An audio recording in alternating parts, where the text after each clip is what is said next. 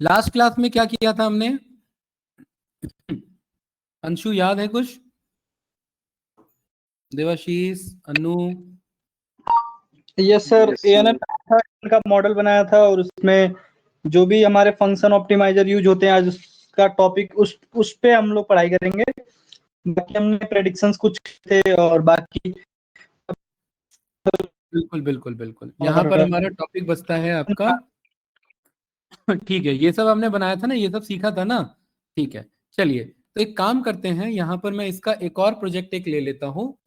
आपका एक और एएनएन का प्रोजेक्ट एटलीस्ट कंप्लीट हो जाएगा। आप लोग इस वीकेंड प्रोजेक्ट बना पाओगे एएनएन पर। वो प्रोजेक्ट फ्लो में शो कर देता हूँ। देन लॉस फंक्शन, ऑप्टिमाइजर्स और आपका ये एक्टिवेशन फंक्शन, ये 3 चीजें हमें पढ़नी है बस इसमें। ठीक है, तो यहाँ पर मैं डे 3 ऑफ डीएल पर आ जाते हैं और एक सीधा अभी प्रोजेक्ट उठाते हैं। प्रोजेक्ट के साथ प्रैक्टिस करेंगे तो आप लोग को ज्यादा क्लियर होगा, आपका प्रोजेक्ट भी साथ साथ होता रहेगा। तो गाइस आज का जो हमारा प्रोजेक्ट है वो है आपका यहाँ पर कस्टमर चर्न रेट प्रिडिक्ट करना। क्या करना? कस्टमर चर्न रेट प्रिडिक्ट करना। क्या होता है कस्टमर चर्न रेट? कोई बताना चाहेगा? Anshu, any idea customer churn rate क्या होता है? जैसे कि मान लेते हैं आप एयरटेल का सिम यूज करते हैं, एयरटेल का सिम आप यूज करते हैं और आपको अचानक से गली में ऑप्शन मिला, वोडाफोन वाले जो है फ्री में दे रहे हैं 2 महीने का सब्सक्रिप्शन। ठीक है, तो आप किस पे ये शिफ्ट हो जाओगे? बताओ, आप शिफ्ट हो जाओगे वोडाफोन आइडिया पर, यस या नो? अगर बहुत ज्यादा ही भयंकर ऑफर देगा तो, जैसे जियो वाले ने ऑफर दिया था, फ्री फ्री फ्री कर दिया था सब कुछ। ठीक है, ऐसे ही हुआ था ना।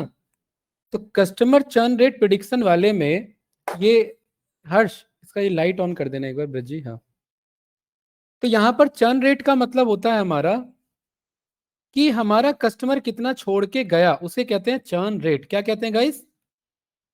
Churn rate.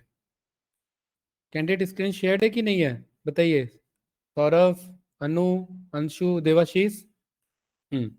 चर्न रेट का मतलब है कि कस्टमर कितने तेजी से कंपनी को क्या कर रहे हैं, आपका लीव कर रहे हैं। Right, customers that stop doing business with a company over a specific period, यानी इन शॉर्ट बोला जाए तो कंपनी से वो अपना बिजनेस छोड़ के जा रहे हैं। इन शॉर्ट, अगर और शॉर्ट में बोला जाए तो कस्टमर्स के जो हैं वो आपके कंपनी के सर्विसेज को वो लीव कर रहे हैं। ठीक है, तो ये हर एक कंपनी के लिए, गाइस आवाज आ रही है ना मेरी? एक बार कंफर्म करेंगे देवाशीष, अंशु। क्या आपको नहीं लगता ये हर एक कंपनी के लिए बहुत इंपॉर्टेंट है जो सर्विस सेक्टर में डील करती है? भाई अगर उसके कस्टमर्स उसका सर्विस ही छोड़ देंगे तो क्या कंपनी प्रॉफिटेबल हो पाएगी? क्या उसका बिजनेस ग्रो कर पाएगा? बताओ। नो, नहीं ग्रो कर पाएगा। गाइस एक बार बता दो, फिर मैं आगे कंटिन्यू करूं। मुझे लग रहा है आवाज ही नहीं आ रही है। यस सर भाई बीच में हाँ फीडबैक दिया करो भाई एक आध कुछ। ठीक है, यस सर, नो सर, कुछ तो बोलते रहो। तो यहाँ पर हमें ये पता करना है कि एक हमारे पास डेटा है और वो बैंकिंग डेटा है। कैसा डेटा है? Banking data. अब मैंने एसबीआई से अपना अकाउंट जो है वो डीएक्टिवेट कर लिया। क्यों कर लिया डीएक्टिवेट? क्योंकि सर्विस मुझे ठीक, ये एक एग्जांपल लेके चल रहा हूँ, सर्विस कुछ मुझे ठीक नहीं लगा, या कस्टमर जो रिलेशनशिप मैनेजर था उसका बिहेवियर ठीक नहीं था, या एसबीआई के टर्म्स एंड कंडीशन मुझे ठीक नहीं लगे, तो मैंने अपना अकाउंट वहां पर डोरमेट करा लिया, डीएक्टिवेट मैंने अकाउंट करा लिया। तो यानी मैंने उनके सर्विसेज को लीव कर दिया। तो कंपनी के सर्विसेज को लीव करने से किसी भी कंपनी का चर्न रेट बहुत ज्यादा बढ़ जाता है, और चर्न रेट बढ़ने के कारण उनका जो बिजनेस गोल है वो अचीव नहीं होगा, और क्योंकि बिजनेस गोल अचीव नहीं होगा तो वो प्रॉफिटेबल नहीं बन पाएगी। राइट इसीलिए मशीन लर्निंग या डीप लर्निंग के फील्ड में यहाँ पर ये बहुत बार प्रॉब्लम आता है कि आपको कंपनी स्पेसिफिक आपको क्या करना रहता है, एक एमएल या डीप लर्निंग मॉडल बनाना रहता है जो चर्न रेट को प्रिडिक्ट करे, और ये प्रिडिक्ट करे कि क्या ये कस्टमर छोड़ के जाने वाला है या नहीं, यस या नो के बेसिस पर। गाइस ये बात क्लियर है कि नहीं है? यहां तक एक ऑब्जेक्टिव क्लियर हुआ? बताइए कि हमें किसी भी कस्टमर का कंपनी का चर्न रेट पता करना है कि ये कस्टमर कंपनी का सर्विसेज छोड़ने वाला है या नहीं छोड़ने वाला है। ठीक है, तो सबसे पहला यहां पर स्टेप 1 हमारा मॉड्यूल्स को यहाँ पर क्या करना है, इंपोर्ट करना है। ठीक है, तो हम ज़्यादा टाइम वेस्ट नहीं करेंगे, इसको यहाँ से कॉपी करेंगे और इधर मैं पेस्ट कर दूंगा। ठीक है, क्योंकि ये बात मैं बार बार सिखा चुका हूँ, तो इसमें ज़्यादा टाइम हमें वेस्ट नहीं करना है। परफेक्ट है। इसके साथ साथ और हमें क्या चाहिए वो भी साथ में मंगा लेते हैं। देखिए मैं कॉपी पेस्ट करूंगा इसमें मैं, क्योंकि मुझे कम टाइम में ज़्यादा चीज़ें आपको बतानी है। तो जो मॉड्यूल बार बार हम लिखते हैं वो मैं यहाँ पर सीधा डायरेक्टली कॉल कर लूंगा। ठीक है, ये सब हमने सीखा हुआ है भाई, कोई डाउट तो नहीं ना इसमें। केरास के टेंसर फ्लो, ये टेंसर फ्लो के केरास में से सीक्वेंसर निकालना, लेयर्स निकालना, ऑप्टिमाइजर्स निकालना, ये सब क्लियर है ना भाई। ठीक है, इतना ये ध्यान रखना। राइट, प्रिंट कर लिया यहाँ पर आपने, डन डन लिखा आ जाएगा, आपका मॉड्यूल इंपोर्ट हो गया। स्टेप 2, अंशु क्या होगा स्टेप 2? डेटा को लोड करना। ये डेटा सेट मैं आप लोग को ग्रुप में भेज देता हूँ।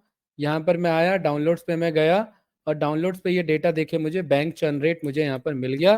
कंट्रोल शिफ्ट सी से मैंने कॉपी किया, df is equals to pd dot read underscore csv, data यहाँ पर पेस्ट किया। यहाँ पर आप r as a string convert करेंगे, यहाँ पर आप प्रिंट में डन लिख देंगे। डन का मतलब है डेटा लोडेड सक्सेसफुली। स्टेप 3 आपका यहाँ पर क्या होगा गाइस? स्टेप 3 बताते रहिए, EDF। ठीक है, डीएफ शेप चेक करना हो या डीएफ का साइज चेक करना हो, राइट, या ये देखिए शेप और साइज क्या होता है, इसी वैल्यू को जब आप मल्टीप्लाई कर देते तो साइज निकल जाता है। कितने रोज हैं बताओ, कितने रोज है कैंडिडेट देवाशीष? 14 रोज हैं या 10,000 रोज हैं? 10,000। Very good. यहाँ 14 तो कॉलम्स हैं जिन्हें हम फीचर्स बोलते हैं, मैंने स्टार्टिंग के क्लास में बताया हुआ है। ठीक है, यहाँ पर आपने df डॉट कॉलम्स आपने रन किया। ठीक है, देन यहाँ पर आपने df का सैंपल आपने रन किया। सैंपल आपको पता है एक सैंपल ला करके दे देगा, आपने 5 सैंपल कॉल किया। इस 5 सैंपल में कुछ इस तरीके का डेटा दिख रहा है। रो नंबर है जो कि काम का नहीं है, कस्टमर आईडी जो कि काम का नहीं है, सरनेम है, क्रेडिट स्कोर है, ज्योग्राफी है, जेंडर है। सरनेम भी हम हटा सकते हैं, या सरनेम के बेसिस पर हम चेक कर सकते हैं ना कि ये कस्टमर छोड़ के जाने वाला है या नहीं है, तो ये तो पिक करना पड़ेगा। टेनियर है, बैलेंस कितना है उसका बैंक अकाउंट में, right, number of product services use, card, ये क्रेडिट कार्ड यूज कर रहा है नहीं कर रहा है, एक्टिव मेंबर है या नहीं है, या एस्टिमेटेड सैलरी कितनी है उसकी। एक्साइटेड आपका क्या है भाई? यहाँ पर आपका इस वाले में आपका इज एक्टिव मेंबर, तो यहाँ पर आपका ये है। ठीक है, 1 और यहाँ पर 0 मतलब ये आपका गया। ठीक है, 0 मतलब वो गया आपका, राइट। तो इस वाले डेटा में गाइस अगर आप चेक करेंगे तो ये एक्साइटेड देखना है, एक्साइटेड क्या है इधर ये, राइट। तो यहाँ पर कस्टमर चर्न रेट में यहाँ पर एक्साइटेड क्या है ये इधर बैंक डेटा है ना हमारे पास ये, इस बैंक डेटा में, अच्छा अच्छा सॉरी, अरे यार ये ध्यान क्या पढ़ रहा हूँ इसे मैं, एग्जिटेड है ये। ठीक है, एग्जिट किया या नहीं किया, मतलब छोड़ दिया कंपनी को या नहीं छोड़ा, उसने सर्विस को छोड़ा या नहीं छोड़ा। ठीक है, मैं एक्साइटेड पढ़ रहा हूँ इसे, राइट। ठीक है, आउटपुट तो यहाँ, है सर। हाँ, क्या चीज टारगेट वेरिएबल है कि वो कंपनी छोड़ के गया या नहीं गया, है ना। ठीक है, उसे गलत पढ़ लिया हमने उसे, राइट। तो यहाँ पर आप चेक करेंगे एग्जिटेड मतलब हाँ सर्विस छोड़ दिया उसने, 0 का मतलब है नहीं छोड़ा है उसने। ठीक है, तो यहाँ पर हेड हमने चेक कर लिया, df डॉट टेल हमने चेक कर लिया, तो ये जल्दी जल्दी फास्ट यहाँ पर ये डन कर लेते हैं, 5 लिखने की जरूरत नहीं है, एग्जिटेड यहाँ पर ही हमें पता लग गया। अच्छा, अब यहाँ पर क्योंकि हम ईडीए परफॉर्म कर रहे हैं तो ईडीए परफॉर्म उस तरीके से करेंगे जो हमें एमएल पॉइंट ऑफ व्यू से या deep learning point of view से हमें करना है। ये रो नंबर और कस्टमर आईडी हमारे काम का नहीं है, तो गाइज यहाँ पर हम कॉन्सेप्ट फॉलो करेंगे विच is called data pipeline, right. Data pipeline का मतलब है कि आप किसी भी स्टेप पर आप जो भी काम कर रहे हैं उसे नेक्स्ट स्टेप पर डिराइव करेंगे। मतलब आप ये चाहेंगे कि नया स्टेप पिछले स्टेप से डिराइव्ड हो और कोई प्रीवियस स्टेप पर अफेक्ट ना पड़े। तो यहाँ पर मैं ना डीएफ में जा करके, आपको पता है कि आप ड्रॉप का यूज करके इन दो कॉलम को ड्रॉप कर सकते हैं। तो डीएफ डॉट ड्रॉप मैंने बोला और ड्रॉप में मैंने किसे पास करा दिया, इन दो कॉलम को। कौन से कॉलम? क्योंकि मुझे रो नंबर और कस्टमर आईडी की मुझे रिक्वायरमेंट नहीं है। यहाँ पर आपने पास करा दिया रो नंबर को और इधर आपने कस्टमर आईडी को, इधर आपने कॉमा से पास करा दिया। और यहाँ पर आपने ये ड्रॉप फंक्शन सीखा होगा, जब भी आप एक्सेस 1 बोलोगे तो ये कॉलम्स में जाकर के उसे ड्रॉप कर देगा। आप अगर एक्सेस 1 ना बोल करके आप अगर इधर कॉलम्स भी बोलते हैं तो भी ये जाकर के ड्रॉप कर देगा। तो ज्यादा क्या रिकमेंडेड, आप यहाँ 1 लिखो, वो कॉलम ड्रॉप हो गया। 14 कॉलम था, 12 कॉलम बचा, अब इस 12 कॉलम में अगर मैं यहाँ पर in place is equal to true लिख दूं, इसका मतलब जानते हैं आप लोग, सीखा हुआ है आप लोगों ने, in place in place is equal to true का क्या मतलब है भाई, बताओ, पढ़ा होगा ना आप लोगों ने। अरे पांडा थोड़ा बहुत तो पढ़ा होगा, अंशु, अनु, प्रियांशु, देवाशीष, सौरभ, सब सर चुप हैं। चेंज अप्लाई हो जाता हाँ, हाँ, जो भी चेंजेस है वो आपका एक्चुअल डेटा पे अप्लाई हो जाता है, बट मैं कह रहा हूँ ये काम नहीं करना मुझे, क्योंकि मैं पाइपलाइन बनाने जा रहा हूँ। मुझे पता है ये वाला कोड रन होकर के एक नया आउटपुट दे रहा है, तो प्रियांशु इसे मैंने किस नाम से स्टोर कर लिया, DF1 नाम से। अब इससे फायदा पता क्या है, DF में पुराना डेटा और DF1 में नया डेटा, इससे आपका ऑल्दो मेमोरी आपका कंटेनर साइज इंक्रीज होगा, बट कोई बात नहीं, हम एक पाइपलाइन बना के चल रहे हैं। पाइपलाइन में किसी भी पाइपलाइन पर अचानक से पहुंच सकते हैं अगर कोई गलत पाइपलाइन हमने बना दिया है तो, ठीक है।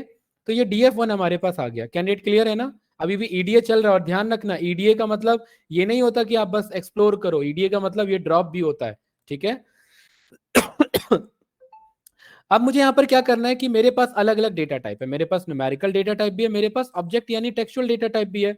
तो यहाँ पर अब मैं क्या करूंगा, मैं कहूंगा कि जितने भी मेरे पास टेक्सचुअल डेटा टाइप है, इन सबका एक बार में मुझे यूनिक डेटा बता दो। जैसे फॉर एग्जाम्पल, अगर मैं यहाँ पर ज्योग्राफी चेक करूं और यहाँ पर मैं बोलूं कि DF के 1 में जाओ और ज्योग्राफी पर जाओ, और ज्योग्राफी में यहाँ पर आकर के यूनिक रन करो, तो यूनिक मेथड आपको क्या करेगा कि ये बता देगा कि आपके कस्टमर्स कहाँ कहाँ से बिलोंग कर रहे हैं, उनके ज्योग्राफी क्या है, राइट। लेकिन ये कोड में एक एक करके नहीं चलाना चाहता, क्योंकि ऐसे में टाइम बहुत वेस्ट होगा।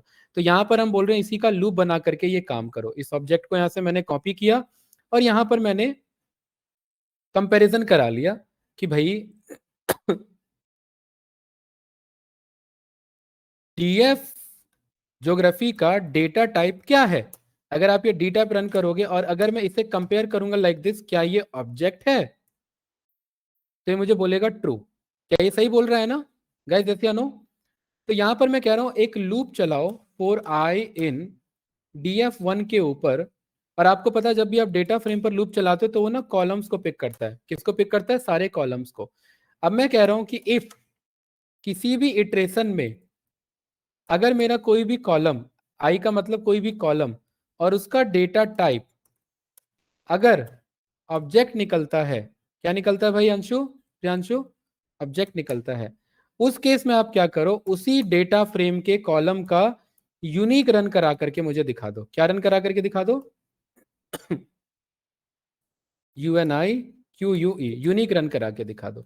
इससे फायदा क्या होगा, हाँ, यूनिक, जैसे ऊपर हमने कोड रन किया ना एक एक करके, तो ये एक बार में सारा लूप चला करके दिखा देगा। देखो जहां जहां ऑब्जेक्ट डेटा टाइप है उसका यूनिक ये आपका रन करके आ गया, इस पे यूनिक नहीं है तो वो नहीं आया, इस वाले पर है, इस वाले पर है, और दो चार पर है तो वो आपका आ गया, ठीक है।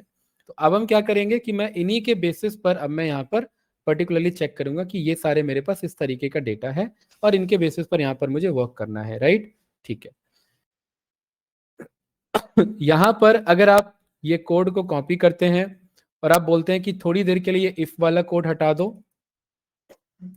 और हर एक पे यूनिक रन करो, तो देखो न्यूमेरिकल पे यूनिक चलाने का कोई सेंस बनता नहीं है, इसलिए यहाँ पर ये डेटा काम का नहीं है, तो इसीलिए यहाँ पर हम इसे हटा देते हैं, हम बस इसे ऑब्जेक्ट वाले पर रखते हैं, ठीक है, गुड। सर यूनिक के साथ वैल्यू काउंट भी करा सकते हैं ना, वैल्यू काउंट्स, मतलब उसका वैल्यू भी आ जाएगा कौन कितना वैल्यू है। बिल्कुल सही, ये भी करा सकते हैं। और इसमें ये यहाँ पर एक काम और करते हैं, यहाँ पर मैं बोल देता हूँ कि किस कॉलम की बात हो रही है, ठीक है, किस कॉलम की बात हो रही है मुझे एफ स्ट्रिंग से पता लग जाएगा इधर, और इसके बगल में यहाँ पर आप आ करके ऐसे ऐसे ये 3-4 एंगल लगा लेना लाइक दिस, तो ये मुझे बता देगा देखो सरनेम इतने तरीके के हैं, ज्योग्राफी इतने तरीके के हैं, जेंडर इतने तरीके के, सही बता रहा है ना, ये एक लिखने का तरीका है गाइस, ठीक है। जरूरी नहीं है आप हर बार विजुअल ही बनाए, आप इस तरीके से भी एनालिसिस कर सकते हैं, वेरी गुड। इसी को कॉपी किया, यहां पर मैं बोल सकता हूं अब मुझे इफ एल्स की जरूरत नहीं है, यहां पर आप क्या करो कि यूनिक नहीं, अब मुझे हर एक का वैल्यू काउंट बता दो, हर एक का वैल्यू काउंट्स। और जब आप यहाँ पर हर एक का वैल्यू काउंट्स रन करेंगे तो देखिए काफी बड़ा डेटा आपका आ जाएगा। तो ये सरनेम बता रहा है इतने तरीके के, क्रेडिट स्कोर इतने तरीके के, ये एक बार में लाइन से एनालिसिस हो गया। तो इसके लिए हम क्या करेंगे कैंडिडेट, यहाँ पर हम एक ना लाइन प्रिंट करा देंगे कि भाई ये तो सारे कॉलम एक बार में आ रहे हैं, आप एक काम करो यहाँ पर आप एक ब्लैंक लाइन प्रिंट कर दो। इस ब्लैंक लाइन से हमें पता लग जाएगा कि ये ऊपर वाले का रिजल्ट है और ये नीचे वाले का रिजल्ट है, और इस ब्लैंक लाइन के बाद ना स्लैश एन लगा लेना, तो इससे ये पता लग जाएगा कहाँ कहाँ का रिजल्ट है। देखिए ये मेरा सरनेम की स्टोरी है। सरनेम में स्मिथ 32 बार रिपीट हुआ है। क्रेडिट स्कोर गाइस 850 सबसे ज्यादा है। कितना है? 233 बार 850 है। ये आ रहा है कि नहीं आ रहा है? इधर परफेक्ट है, समझ पा रहे हैं आप लोग? जैसे जो अनु, 678 है वो हाँ 83 बार रिपीट हो रहा है। बिल्कुल। 678 जो है वो 83, कहाँ कहाँ 83 पढ़ रहे हो? Sorry sir, 63 63। हाँ वही तो, 668 जो ये 78 जो है ये आपका 63 टाइम आपका रिपीट हो रहा है। सेम एज इट इज आप जर्मनी से चेक कर सकते हो, इतने बंदे हैं। स्पेन से चेक कर सकते हो, इतने बंदे हैं। फ्रांस से इतने बंदे। एक बार में एनालिसिस हो गया, मेल इतने हैं यहाँ, फीमेल इतने हैं। एज आपका 37 वाले ज्यादा हैं और फिर धीरे धीरे कम है। 2 साल वाले ज्यादा बंदे हैं आपके बैंक में। 0 वाले ज्यादा बंदे हैं जिनका बैंक अकाउंट में पैसा ही नहीं है। नंबर ऑफ प्रोडक्ट वाले एक ही प्रोडक्ट है, हो सकता है क्रेडिट कार्ड बाय किया हो। क्रेडिट कार्ड बाय करने वाले इतने बंदे हैं और इतने बंदे नहीं हैं। एक्टिव मेंबर इतने हैं और इतने एक्टिव मेंबर नहीं है। एस्टिमेटेड सैलरी का कोई सेंस बनता नहीं है इधर। और एग्जिटेड 2000 बंदों ने छोड़ दिया और 7000 बंदे अभी तक आपकी कंपनी में ये सर्विसेज में टिके हुए हैं। तो ये एक बार में एनालिसिस आया ना गाइस। लेकिन क्या आपको नहीं लग रहा है कि सर इसका विजुअल एनालिसिस भी होना चाहिए? ये तो आपने चलो वैल्यू काउंट के थ्रू कर दिया, राइट? व्हाट इन केस अगर मुझे विजुअल एनालिसिस करना हुआ तो विजुअल एनालिसिस में देखिए, आपको डेटा को ना 2 पार्ट में डिवाइड करना होता है। और एनालिसिस पे जाने से पहले हम कुछ ज्यादा जल्दी में नहीं एनालिसिस पे पहुंच गए। हमें ये पता करना चाहिए पहले कि क्या मेरे डेटा में नल है कि नहीं है। यस या नो बताइए। Is N A dot sum, जब आप is N yes. A dot sum यहाँ पर आप रन करेंगे, ब्रैकेट छूट गया इधर, तो ये बता देगा कि डेटा में नल कहाँ कहाँ पर है। ऑल्दो मुझे आइडिया था कि नल नहीं है इसलिए मैं आगे बढ़ गया, बट आपको चेक करना है कि नल नहीं है। और नल ना होने के बाद इस बात को प्रूफ करने के लिए आप यहाँ पर हीट मैप बनाते हैं। और हीट मैप में आप ये इज एन ए वाला डेटा पास करा देते हैं और ये हीट मैप के फॉर्म में आपको शो कराता है कि भाई कहीं पर भी नल नहीं है। जहां कहीं पर भी अगर ब्लैक फिगर आ गया या कुछ दूसरा ऑल्टर कलर आ गया तो वो शो करेगा कि वहां पर नल डेटा है। फिलहाल इस डेटा में आपका कोई भी नल यहाँ पर नहीं है, तो वो नल यहाँ पर आपका शो नहीं कर रहा है। नल होगा तो यहाँ पर आप उसका परसेंटेज सम में यहाँ पर आपको दिख जाएगा। मीन लिख दोगे तो मीन परसेंटेज दिख जाएगा, सम लिख दोगे तो टोटल एक्चुअल डेटा दिख जाएगा। Very good. अब यहाँ पर हमें क्या करना है? यहाँ पर हमें इसी डेटा फ्रेम का यूज करके हमें गाइज यहाँ पर डिस्क्राइब करना है। डिस्क्राइब हम जानते हैं, डिस्क्राइब किस चीज में हेल्प करता है? डिस्क्राइब आपका स्टैटिस्टिकल एनालिसिस में हेल्प करता है। लेकिन इस स्टैटिस्टिकल एनालिसिस में एक चीज आप ऑब्जर्व करिए, कुछ वैल्यू आपके 1000 के क्लोज चल रही है, कुछ वैल्यू 012 में चल रही है, कुछ वैल्यू अलग है, लाख 2 लाख 10 लाख में चल रहा है। तो ये तो गलत डेटा है ना भाई। आपका मशीन लर्निंग के लिए 2 कंस्ट्रेंट है, डेटा सेम स्केल पे होना चाहिए और दूसरा न्यूमेरिकली होना चाहिए, टेक्सचुअल डेटा पिक नहीं होता। ये बात क्लियर है? ये सब हमने पढ़ा हुआ है, यस या नो गाइस, है कि नहीं है? निशांत, अनु, निशांत कहाँ गए आप थे भाई 1-2 दिन से? सौरभ भाई, देवाशीष, क्लियर है कैंडिडेट सभी को? तो डिस्क्राइब से हमने डिस्क्राइब तो कर लिया, बट डिस्क्राइब के बाद हमें यह भी पता करना है, जैसे इससे आप क्या एनालिसिस कर सकते हैं? ज्यादातर ऑन एन एवरेज बंदों का क्रेडिट स्कोर इतना है, मैक्सिमम 850 है, मिनिमम 350 वाला भी होगा, डिफॉल्टर ही होगा ये। 18 साल के कम बंदे भी आपके कस्टमर हैं, 92 साल के बंदे भी आपके पास कस्टमर हैं। 0 मिनिमम है, मैक्सिमम 10 साल वाले भी कस्टमर है आपके पास, 0 बैलेंस वाले हैं। ये कितना लिखा है? 25 लाख है, 2.5 लाख है? 1 टाइम्स 100,000 10,000 लाख, 2.5 लाख डॉलर होगा ये, राइट? इतने बैलेंस वाले भी कस्टमर है। ऐसे भी कस्टमर है जो 4-4 प्रोडक्ट लेके बैठे हैं आपके। क्रेडिट कार्ड वाले एक ही कस्टमर है। एस्टिमेटेड सैलरी ये भी है इनका, और एग्जिटेड तो आप जानते ही हैं, राइट? तो डिस्क्राइब ऐसा नहीं है कि चला करके छोड़ देना है। डिस्क्राइब का मतलब है उससे आप कुछ एनालिसिस निकालिए, राइट? ठीक है। अब यहां पर ये डिस्क्राइब तो मेरे पास आ गया। राशि वर्मा कौन है ये, तो बाद में बात करेंगे। तो यहाँ पर मेरे पास कुछ इस तरीके से डिस्क्राइब हमने रन किया। अब यहाँ पर गाइस हमारा फर्ज बनता है कि हम विजुअल एनालिसिस भी करें। तो विजुअल एनालिसिस से पहले हम df1.info रन करेंगे, और इन्फो से मुझे ये पता लग जाएगा ऑब्जेक्ट डेटा कितना है और फ्लोटिंग वाले डेटा कितना है। और अंशु, ये बात आप जानते हो कि मशीन लर्निंग ऑब्जेक्ट डेटा पे काम नहीं करता। ये बात क्लियर है, यस या नो? ठीक है। तो सबसे पहले हम क्या यस। करते हैं कि हम देखो, सरनेम वाला जो है यहाँ पर कोई सेंस बनता नहीं है कि भाई किसी का सरनेम शर्मा है तो क्या वो सर्विस छोड़ देगा क्या? किसी का सरनेम वर्मा है तो क्या सर्विस छोड़ देगा? तो यहाँ पर हम चेक करेंगे, अगर मेरे को मॉडल में लगेगा कि नहीं ये काम का कॉलम नहीं है तो हम इसे ड्रॉप करवा देंगे। तो पहले अभी एनालिसिस के पॉइंट ऑफ व्यू से देख लेते हैं, मशीन लर्निंग और डीएल के पॉइंट ऑफ व्यू से फिर उसे हम हटवा देंगे, ठीक है? तो ऑब्जेक्ट ऑब्जेक्ट ऑब्जेक्ट और बाकी क्या है आपके इंटीजर फ्लोट है। तो ऑब्जेक्ट कितने हैं यहाँ पर? 3 ही ऑब्जेक्ट। तो यहां पर आपने बोला डीएफ का d type is equal to कौन सा वाला आपको चेक करना है, ओ भी लिख दो तो भी बात बराबर है। यहां पर डेटा फ्रेम पे डायरेक्ट डी टाइप आपका नहीं लिया, तो एक काम करते हैं, ये वाला जो कोड था हमारा, ये वाला कोड, वाले कोड को करो कॉपी, और यहां पर आप बोलो कि भाई मुझे इस बार जो है बस आई चाहिए। क्या चाहिए गाइस? आई चाहिए, मतलब मुझे कॉलम नेम चाहिए जहां ऑब्जेक्ट है। तो देखो ना, 3 कॉलम है, सरनेम है, ये है और ये है, और इसको कैंडिडेट मैंने यहां पर बोल दिया। क्या बोल दिया इधर मैंने? क्या मैं इसको ऐसे बोल सकता हूं कि ये मेरे ऑब्जेक्ट वाले कॉलम्स हैं? बताओ कैंडिडेट, ऐसे बोल सकता हूं क्या? या प्रिंट ना करा करके इनको ऑब्जेक्ट वाले कॉलम में क्या करा देना? अपेंड करा देना। Guys append. सकता हूं ना? ठीक है। इससे फायदा पता है क्या होगा? कि आपको ऑब्जेक्ट कॉलम अलग से मिल जाएगा। अच्छा, इसके अलावा जो है वो क्या है फिर? यहां पर हम बोल देते हैं इधर एलिफ में, एलिफ अगर इसका डेटा टाइप आपका इज इक्वल्स टू की बजाय इन बोल देते हैं, और इन में यहां पर ऑब्जेक्ट की बजाय ये बोल देते हैं क्या? या तो आपका फ्लोट हुआ, क्या हुआ? फ्लोट, या दूसरा क्या हुआ आपका? इंटीजर हुआ।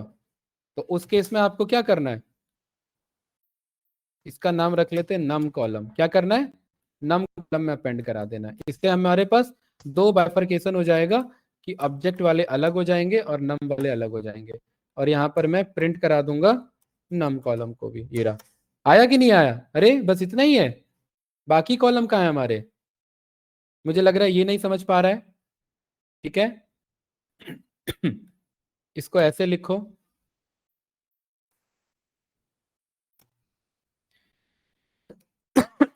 अब जरा चेक करो, अब बात बन गई ना? ठीक है गाइस, ये क्लियर है? 2 कॉलम हो गए हमारे पास, कैंडिडेट्स, देवाशीष, निशांत, अनु। ये हमने क्यों किया है? कोई बता सकता है इसके पीछे का रीजन? हमने 2 पार्ट में डिवाइड क्यों किया इसे? टेक्सचुअल कॉलम, न्यूमेरिकल कॉलम क्यों अलग अलग कर दिया हमने स्टार्टिंग में? बताइए। देखिए तो हर हम क्लास में हम कुछ नया सीखते हैं। हाँ, क्योंकि हम प्रोजेक्ट अप्रोच लर्निंग कर रहे हैं। हाँ बताओ क्या कर रहे हो अंशु? जो कैटेगरिकल डेटा है उसको हमने अलग कर लिया, न्यूमेरिकल को अलग कर लिया। जो एनालिसिस हम करेंगे, जैसे अभी हम हीट मैप पे देखेंगे तो वो न्यूमेरिकल डेटा पे ही बेस्ड होता है, हमारे वेरी कैटेगरिकल गुड, डेटा पे काम नहीं कर। Very good. और और दूसरी बात, हाँ बताओ। लेवल 1 इनकोड होर्डिंग यूज करेंगे डेटा को इनकोड करने के लिए, तो हम डायरेक्ट न्यूमेरिकल वाले को ना टच करके डायरेक्ट हम कैटेगरिकल वाले को कर लेंगे। बिल्कुल। अब सबसे बड़ा इशू है कि टेक्सचुअल डेटा काम नहीं करता एमएल के लिए। जब भी मैं एमएल डीएल बोलूं, बात एक ही समझना, ठीक है? तो हमें ये पता तो होना चाहिए कि कितने टेक्सचुअल कॉलम हैं।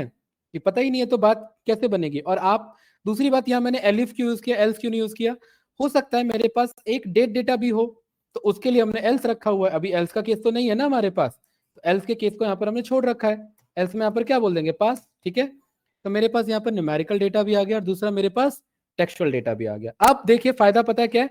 ये जो मेरे पास न्यूमेरिकल कॉलम है, यहाँ पर एक्चुअली न्यूमेरिकल कॉलम में हम हीट मैप बना सकते हैं, और न्यूमेरिकल कॉलम में हम हमेशा हिस्टोग्राम बनाएंगे। क्या बनाएंगे? हिस्टोग्राम। कितने न्यूमेरिकल डेटा ये? इसका प्लान चेक करो। 9 है। तो 9 है तो यहाँ पर मैं 4i इन आपका मैं बोलूंगा रेंज, और मैं बोलूंगा यहाँ पर आप एक काम करो, 4i इन रेंज। कितनी बार लूप चलाओ? जितना लेंथ है। कितना लेंथ है? Number of column. ये क्लियर है? पीएलटी डॉट क्या करो गाइस? सब प्लॉट यूज करो। ध्यान देखना, मैं एक एक करके प्लॉट नहीं बना रहा हूं, मैं एक बार में सारे बना रहा हूं। कितने बाय कितने? 9 है ना, तो 9 को मैं 3 बाय 3 के मैट्रिक्स पे दिखा सकता हूँ। 3 बाय 3, 3 रोज और 3 कॉलम, ये इसका ये होता है आपका आर्ग्यूमेंट होता है, कितने रोज कितने कॉलम। और पहला जो मैं फिगर बनाऊंगा, पहला फिगर स्टार्ट होगा i+1 से। क्या बनाना है यहाँ पर मुझे guys? SNS dot hist plot. क्या बनाना है candidate? Hist plot. Data is equal to क्या होगा? डीएफ होगा। और एक्स यानी किसकी बात हो रही है यहाँ पर? एक्स होगा मेरा यहाँ पर आई। आई क्या है यहाँ पर मेरा गाइस? नहीं, आई नहीं होगा, एक्स होगा यहाँ पर मेरा। ये नम कॉलम में जो रखा हुआ है वो आई। ये बात समझ पा रहे हो क्या लिखा मैंने कोड? आई यहाँ पर 0 1 2 3 है, और 0 मतलब क्रेडिट स्कोर, 1 मतलब एज, 2 मतलब टेनियर। तो ये अपने आप समझ जाएगा ना कि इसी कॉलम का बनाना है। ये क्लियर है? उसके बाद यहाँ पर आप पीएलटी शो कर दोगे, मस्त ये रन करोगे, आपके सामने देखिए ये बढ़िया सा बन के आएगा। बेकार लग रहा है, एकदम घटिया लग रहा है, ठीक है ना? अरे समोसा नहीं कह रहा भाई, ये इसके कोड की बात कर रहा हूँ। समोसा तो सही है, ये सब प्लॉट की बात कर रहा था मैं। ये बेकार लग रहा है भाई सब प्लॉट। देखिए इधर, तो इस सब प्लॉट को हमें करेक्ट कराना है। तो इसके लिए यहाँ पर हम बोलेंगे पीएलटी डॉट फिगर। ऑफलाइन भी आओ भाई, ठीक है? यहाँ पर हमने फिगर को रन किया, यहाँ पर हमने फिक्स साइज को रन किया, फिगर के अंदर हमने फिक्स साइज, और फिक्स साइज हमने बोल दिया 20/15 का बना लेना, और इसका जो कलर है, इसका कलर अंशु क्या कर लेना, यहाँ पर रेड कर लेना। अब देखते हैं कुछ फर्क पड़ा इसे, कुछ तो फर्क पड़ा होगा, देखिए मस्त लग रहा है यहाँ पर, राइट? सही है कि नहीं है? चेंज हो गया यहाँ पर थोड़ी देर के लिए। अच्छा देवाशीष, आपको नहीं लग रहा है कि ये हमें पता होना चाहिए कि भाई कि ये क्या है, ये क्रेडिट स्कोर तो है, ये क्या है, कौन सा एनालिसिस है? तो यहाँ पर हम हर एक का टाइटल भी पास करेंगे। क्या करेंगे? PLT dot title. और टाइटल किसका एनालिसिस चल रहा है यहाँ पर, ये बताओ गाइस? FI। देखिए हम डायनेमिक लूप लेकर के चल रहे हैं, डायनेमिक अप्रोच। ये एक एक करके अगर ये करने बैठते हैं अंशु, कितना टाइम वेस्ट होता, राइट? और मैं हमेशा से आपको वो कोड बता रहा हूं जिससे आपका टाइम सेविंग आपको लेके चलना है, ठीक है? आई का एनालिसिस कर रहे हैं, आई का क्या एनालिसिस कर रहे हैं? आप इस तरीके से प्रेजेंट करेंगे ना अपने कॉलेज में या कंपनी के लिए भी, तो आपके लिए फ्रूटफुल रहेगा। आई का डिस्ट्रीब्यूशन एनालिसिस है, क्या है आई? इधर आई है ये, ओ क्या है यहाँ पर भाई? आई तो यहाँ पर मेरा, अरे ये थोड़ी ना आई, नहीं, हम नम के आई का एनालिसिस कर रहे हैं। नम का आई क्या है यहाँ पर?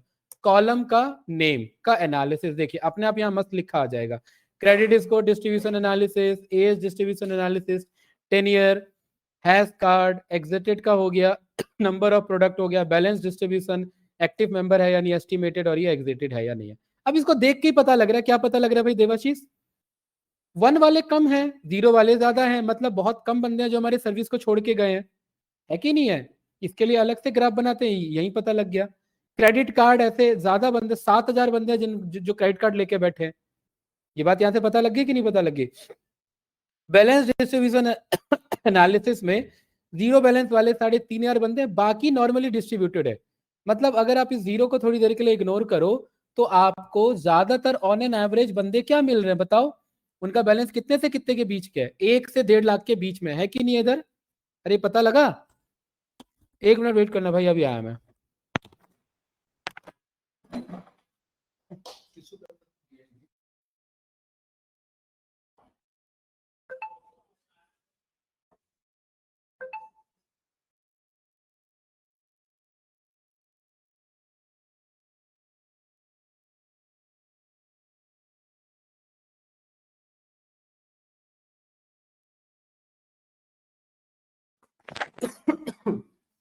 बताइए गाइस, कुछ पूछना है इसमें?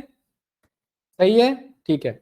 अब जो ये है, ये था हमारा सारा का सारा न्यूमेरिकल एनालिसिस। इसी के साथ आ जाएगा आपका टेक्सचुअल एनालिसिस। और टेक्सचुअल एनालिसिस आप जब भी बनाते हैं तो आप हिस्ट प्लॉट नहीं, आप काउंट प्लॉट यूज करते हैं। क्या करते हैं भाई?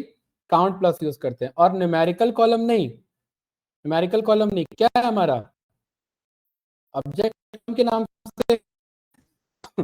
और कितने ऑब्जेक्ट कॉलम? 3 ही है, तो 3 है तो 3x3 क्यों बना? 3 को कैसे बोल सकते हैं बताओ? कितने बाय कितने? अरे समझ आ रहा है या बस मैं बोले जा रहा हूँ? ये ऑब्जेक्ट कॉलम कितने हैं देवाशीष, अंशु?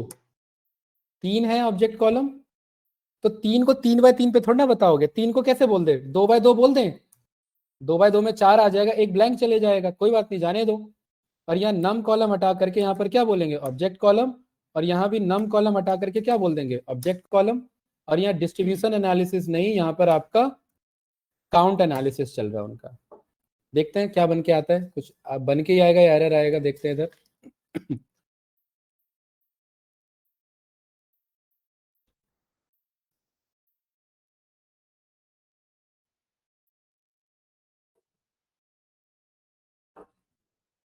कलर नहीं है इसमें, हमें पास करना था।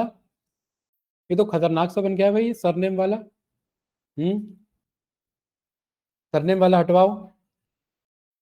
सरनेम वाला जो कॉलम ही मुझे काम का नहीं लग रहा है, कॉलम ही हटवाओ यहाँ से। काम करो, कोड पे वापस जाओ। कहाँ ड्रॉप कर रहे थे हम? ये यहाँ कर रहे थे ना ड्रॉप। कोड को यहाँ वापस चलाओ, ठीक है? और इसको सारे कोड को वापस से चला दो। सरनेम पे एनालिसिस नहीं चाहिए इधर हमें, ठीक है? अब सारा कोड सही है, ठीक है? और इसको 20x15 की जरूरत नहीं है, अब ये सीधा आपका 10 लेंथ, और ये आपका लेंथ इतना और हाइट इतना, ये 10x12 चलेगा मेरे, ठीक है? और 2x2 की जरूरत भी नहीं है, 2 रो 1 कॉलम, तो ये बात बन जाएगा ये रहा। या एक काम करो 1/2 कर दो इसे, 1/2, 1 रो 2 कॉलम। और ये लेंथ काफी ज्यादा जा रहा है, इसको 10/5 करो जरा, ये रहा। अब सही है भाई, ज्योग्राफी काउंट एनालिसिस और ये आपका जेंडर काउंट एनालिसिस, ठीक है। अच्छा यहाँ आर ठीक नहीं है, यहाँ से आर हटा करके यहाँ पर हम पास करा देंगे ह्यू, ये सब आपने पढ़ा है, और ह्यू में इसी को पास करा दूंगा। या इसे छोड़ो, इसके अलावा एग्जिटेड बोल सकते हैं, एग्जिटेड है ना हमारे पास, तो पता लग जाएगा कितने बंदे छोड़े कितने बंदे नहीं छोड़े। देखिए कितना मस्त एनालिसिस है। अब बताइए, है टारगेट ही तो हुआ ना, ये रहा ह्यू हमारा टारगेट ही था, एग्जिटेड मतलब टारगेट, ठीक है। देखिए हमें ये पता लग गया कि फीमेल ज्यादा छोड़ के जा रहे हैं सर्विसेज को या मेल, बताओ इसको, इस डेटा को देख के बताओ।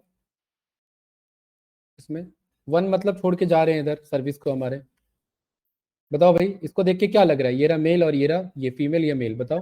जा रही हैं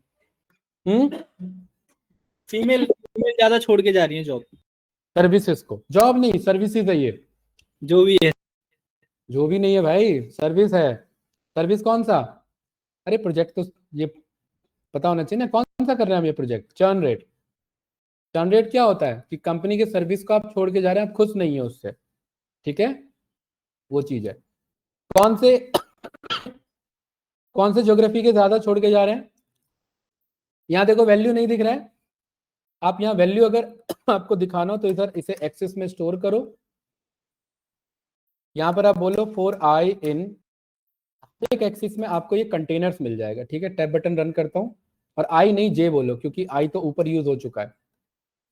एक्सिस डॉट कंटेनर्स, और यहाँ पर आप बोलो पीएलटी, ये सब इतना आपको आना चाहिए एटलीस्ट, पीएलटी डॉट बार लेवल, और यहाँ पर आप जे को पास करा दो, ये रहा। तो ये हर एक का आपको वैल्यू बता देगा, देखो अब आपको सबका वैल्यू दिख जाएगा जिसका नहीं दिख रहा था। बताओ जर्मनी वाले ज्यादा छोड़ के जा रहे हैं किसके कंपेरेटिवली, स्पेन के कंपेरेटिवली, तो यहाँ पर ये पता लग गया हमें, है ना, जर्मनी में ज्यादा सर्विसेज से नाखुश है बंदे। फीमेल 11 है, 1100, मेल आपका 800 900 के आसपास है, तो इसीलिए हमने ये अलग किया था। अब समझ में आया। अब एक बात बताओ भाई आप प्रियांशु, अगर ये आप एक एक करके करते तो ये टाइम नहीं लगता क्या, इसका अलग एनालिसिस, इसका अलग, इसका अलग, सारा अलग अलग एनालिसिस करते, ठीक है। और फाइनल एनालिसिस करने के लिए हम यहाँ पर क्या करते हैं, एसएनएस डॉट मस्त, यहाँ पर आप पेयर प्लॉट बनाते हैं, और डेटा इज इक्वल टू यहाँ पर आप डीएफ पास करा दो, अपने आप वो समझ जाता है किसको शो कराना है किसके बेसिस पे। और ध्यान रखना हम एग्जिटेड को यूज करेंगे एज अ टारगेट, तो उसी के बेस पे हम यहाँ पर कॉल करेंगे, ठीक है।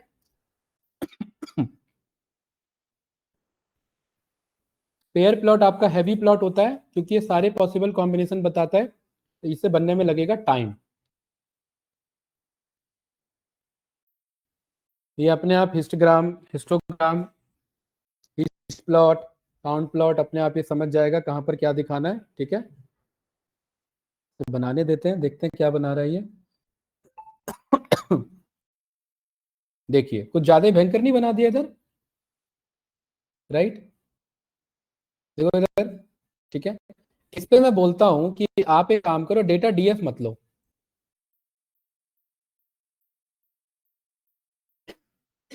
यहां पर आप एक काम करो, आप आईलॉग को यूज करो, आप सारे रोज मंगाओ और लास्ट का कॉलम मत मंगाओ, यही होने वाला है डेटा, ठीक है।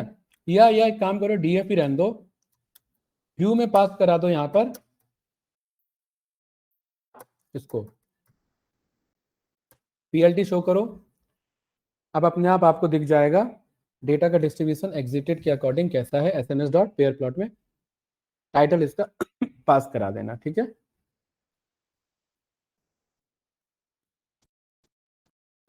अच्छा ये बताइए, एमएल या डीएल के लिए ईडीए क्यों इंपॉर्टेंट है यहाँ पर, अभी तक हमने एमएल डीएल स्टार्ट भी नहीं किया फिर से प्रोजेक्ट इसका, ये सब क्यों इंपॉर्टेंट है, बताओ भाई कौन बताना चाहेगा। एक्यूरेसी हमें बेटर मिलती है, डेटा क्लीन रहता है तो। अरे डेटा क्लीन और एक्यूरेसी तो बात की बात है, पहले डेटा तो समझे है क्या। यस सर, उसके बारे हाँ में हम डोमेन नॉलेज हाँ लेते हैं। बिल्कुल, ईडीए का मेन पर्पस है उससे डेटा को समझना, डेटा क्या है, डेटा का डिस्ट्रीब्यूशन क्या है। कल को अचानक से आपको डिसीजन देना हो तो आपको ये तो पता होना चाहिए ना कि ज्यादातर कस्टमर ऐसे हैं जिन पे बैलेंस ही नहीं है, ये बात ही नहीं पता होगी तो क्या आप डिसीजन दोगे उनको, ठीक है। तो इसीलिए डेटा ईडीए परफॉर्म करने का मतलब है डेटा को अंडरस्टैंड करना। इसीलिए होता है एक्सप्लोरेटरी डेटा एनालिसिस, एक्सप्लोर कर रहे हैं आप, और उसी एक्सप्लोरेशन में आप डेटा को एनालाइज कर रहे हैं, इसलिए वो एक्सप्लोरेटरी डेटा एनालिसिस बनता है। और इसी ईडीए में ये चेक किया जाता है कौन सा काम का कॉलम है, और उस काम, जैसे हमें सरनेम सही नहीं लगा, हमने हटा दिया उससे जाकर के कोड में से, ठीक है, सरनेम के बेसिस पर सर्विस छोड़ के जा रहा है, उसका कोई लॉजिक नहीं बनता है। बनने के लिए तो एमएल कुछ भी बना देगा, बट कोई बनता नहीं है इधर, राइट। तो हमने हटा दिया। अब देखिए यहाँ पर ये कुछ इस तरीके से यहाँ पर हमारा डिस्ट्रीब्यूशन फॉर्म हो रहा है। यहाँ पर आप चेक करेंगे 1 वाला इधर शो हो रहा है जैसे ये वाला पकड़ में आ सकता है, देखो एक्टिव मेंबर इसके बेसिस पर। क्रेडिट कार्ड वाले यहाँ पर देखिए 0-1, जो 1 वाले हैं वो ज्यादा छोड़ के निकल जा रहे हैं, धोखा देके जा रहे हैं 1 वाले। यहाँ पर आप प्रोडक्ट वाले देखो, अच्छा देखो ये बात अभी तक नहीं पता थी, 1 का मतलब छोड़ के गए। कौन से बंदे ज्यादा छोड़ के जा रहे हैं बताओ, देखो ये बात अभी पकड़ में आई है, अभी तक नहीं पता थी। देखो ऑरेंज कलर क्या है 4 प्रोडक्ट का मतलब सर्विस भी ज्यादा ले रहे हैं और छोड़ के भी जा रहे हैं, है कि नहीं है। यहाँ पर अगर आप चेक करेंगे तो, राइट। और एक बात, यहाँ मैंने डीएफ क्यों पास करा दी भाई, ये आप लोग को ध्यान रखना है भाई, DF1 यूज होगा तो देखोगे, और तो कहीं DF, यहाँ भी DF1 होगा, ध्यान, यहाँ भी DF1 होगा, सब में DF लगा है, DF1 होगा भाई, इस बात का ध्यान रखना, ठीक है। खैर एनालिसिस में ज्यादा फर्क नहीं होगा, बट ये पेयर प्लॉट वाला होगा फर्क, क्योंकि ये गलत डेटा है। डीएफ में तो रो नंबर कस्टमर आईडी घूम रहा है ना, वो तो हमें चाहिए ही नहीं ना, इसीलिए।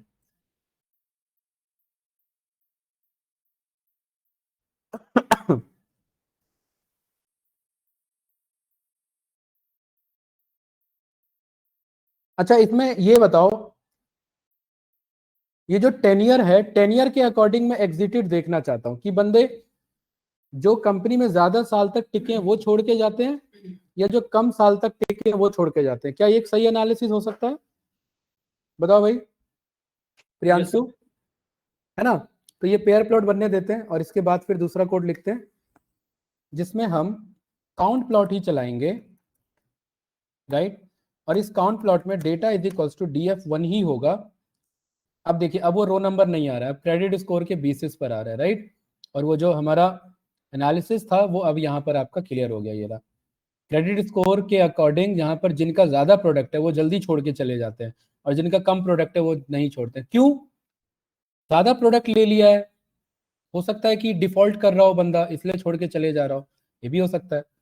यहाँ पर हमने बोल दिया एक्स में हमारा रहेगा यहाँ 10 ईयर, ठीक है, और ह्यू में हमारा यहाँ पर रहेगा एग्जिटेड लाइक दिस, और इसका हम काउंट प्लॉट बनाएंगे। और देखिए इससे हमें ये बात पता लगी कि यहाँ पर 1 वाले कहाँ पर है, बताओ, ये 0 से लेकर के 10 ईयर बढ़ रहा है, इससे क्या पता लग रहा है बात बताओ।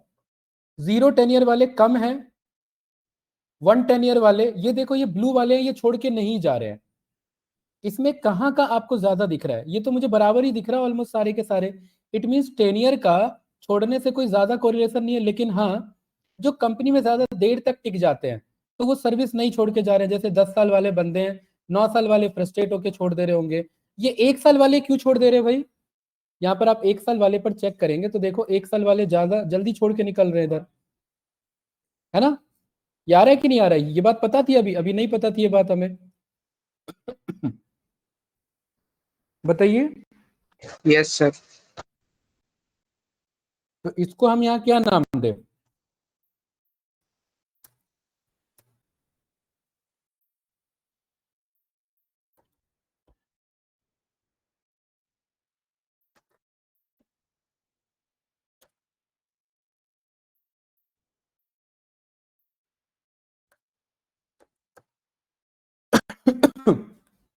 PLT डॉट शो, ठीक।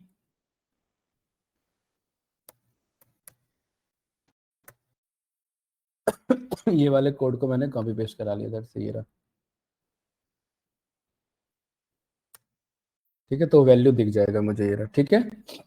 हाँ चलिए, तो ईडीए मेरा काम काम का हो गया। कुछ इसमें और पूछना तो बताओ।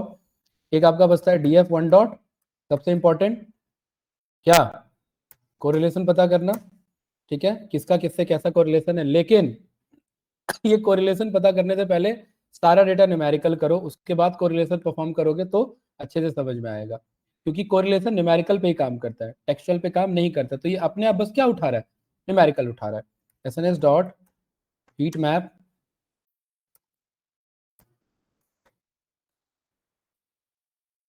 Feature versus target correlation.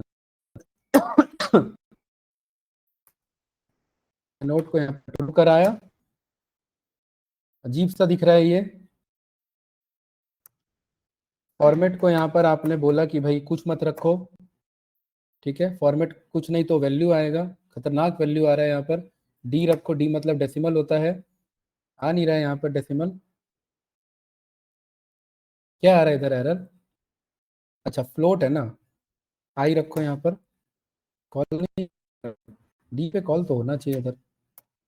इसका थोड़ा सा फिगर साइज पहले इंक्रीज करो, पीएलटी डॉट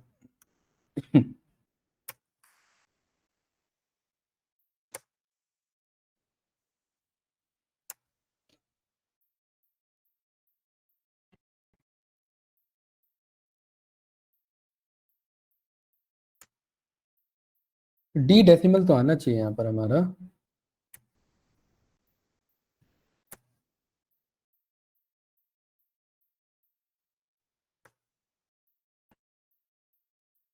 सारे के सारे जीरो हैं क्या,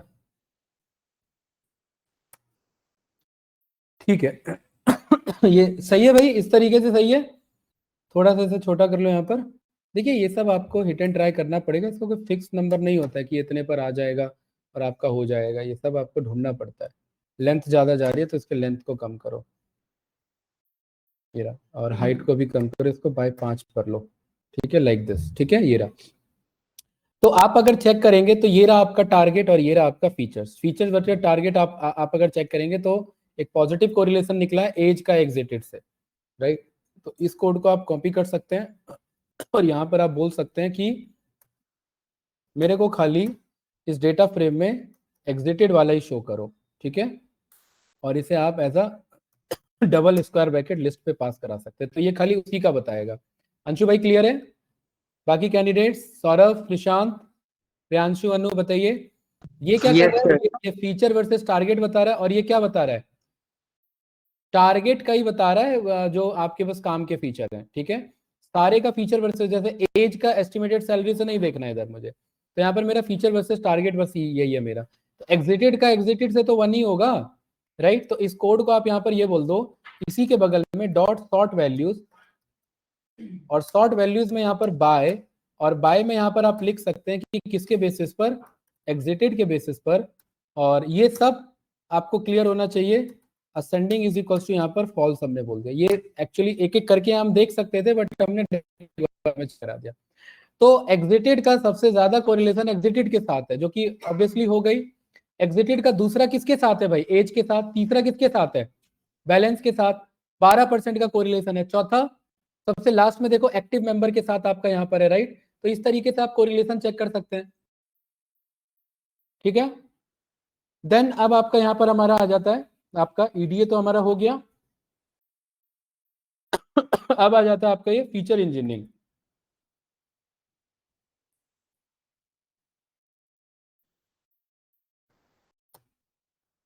क्या होता है भाई फीचर इंजीनियरिंग में, बताइए। आपका कन्वर्ट करेंगे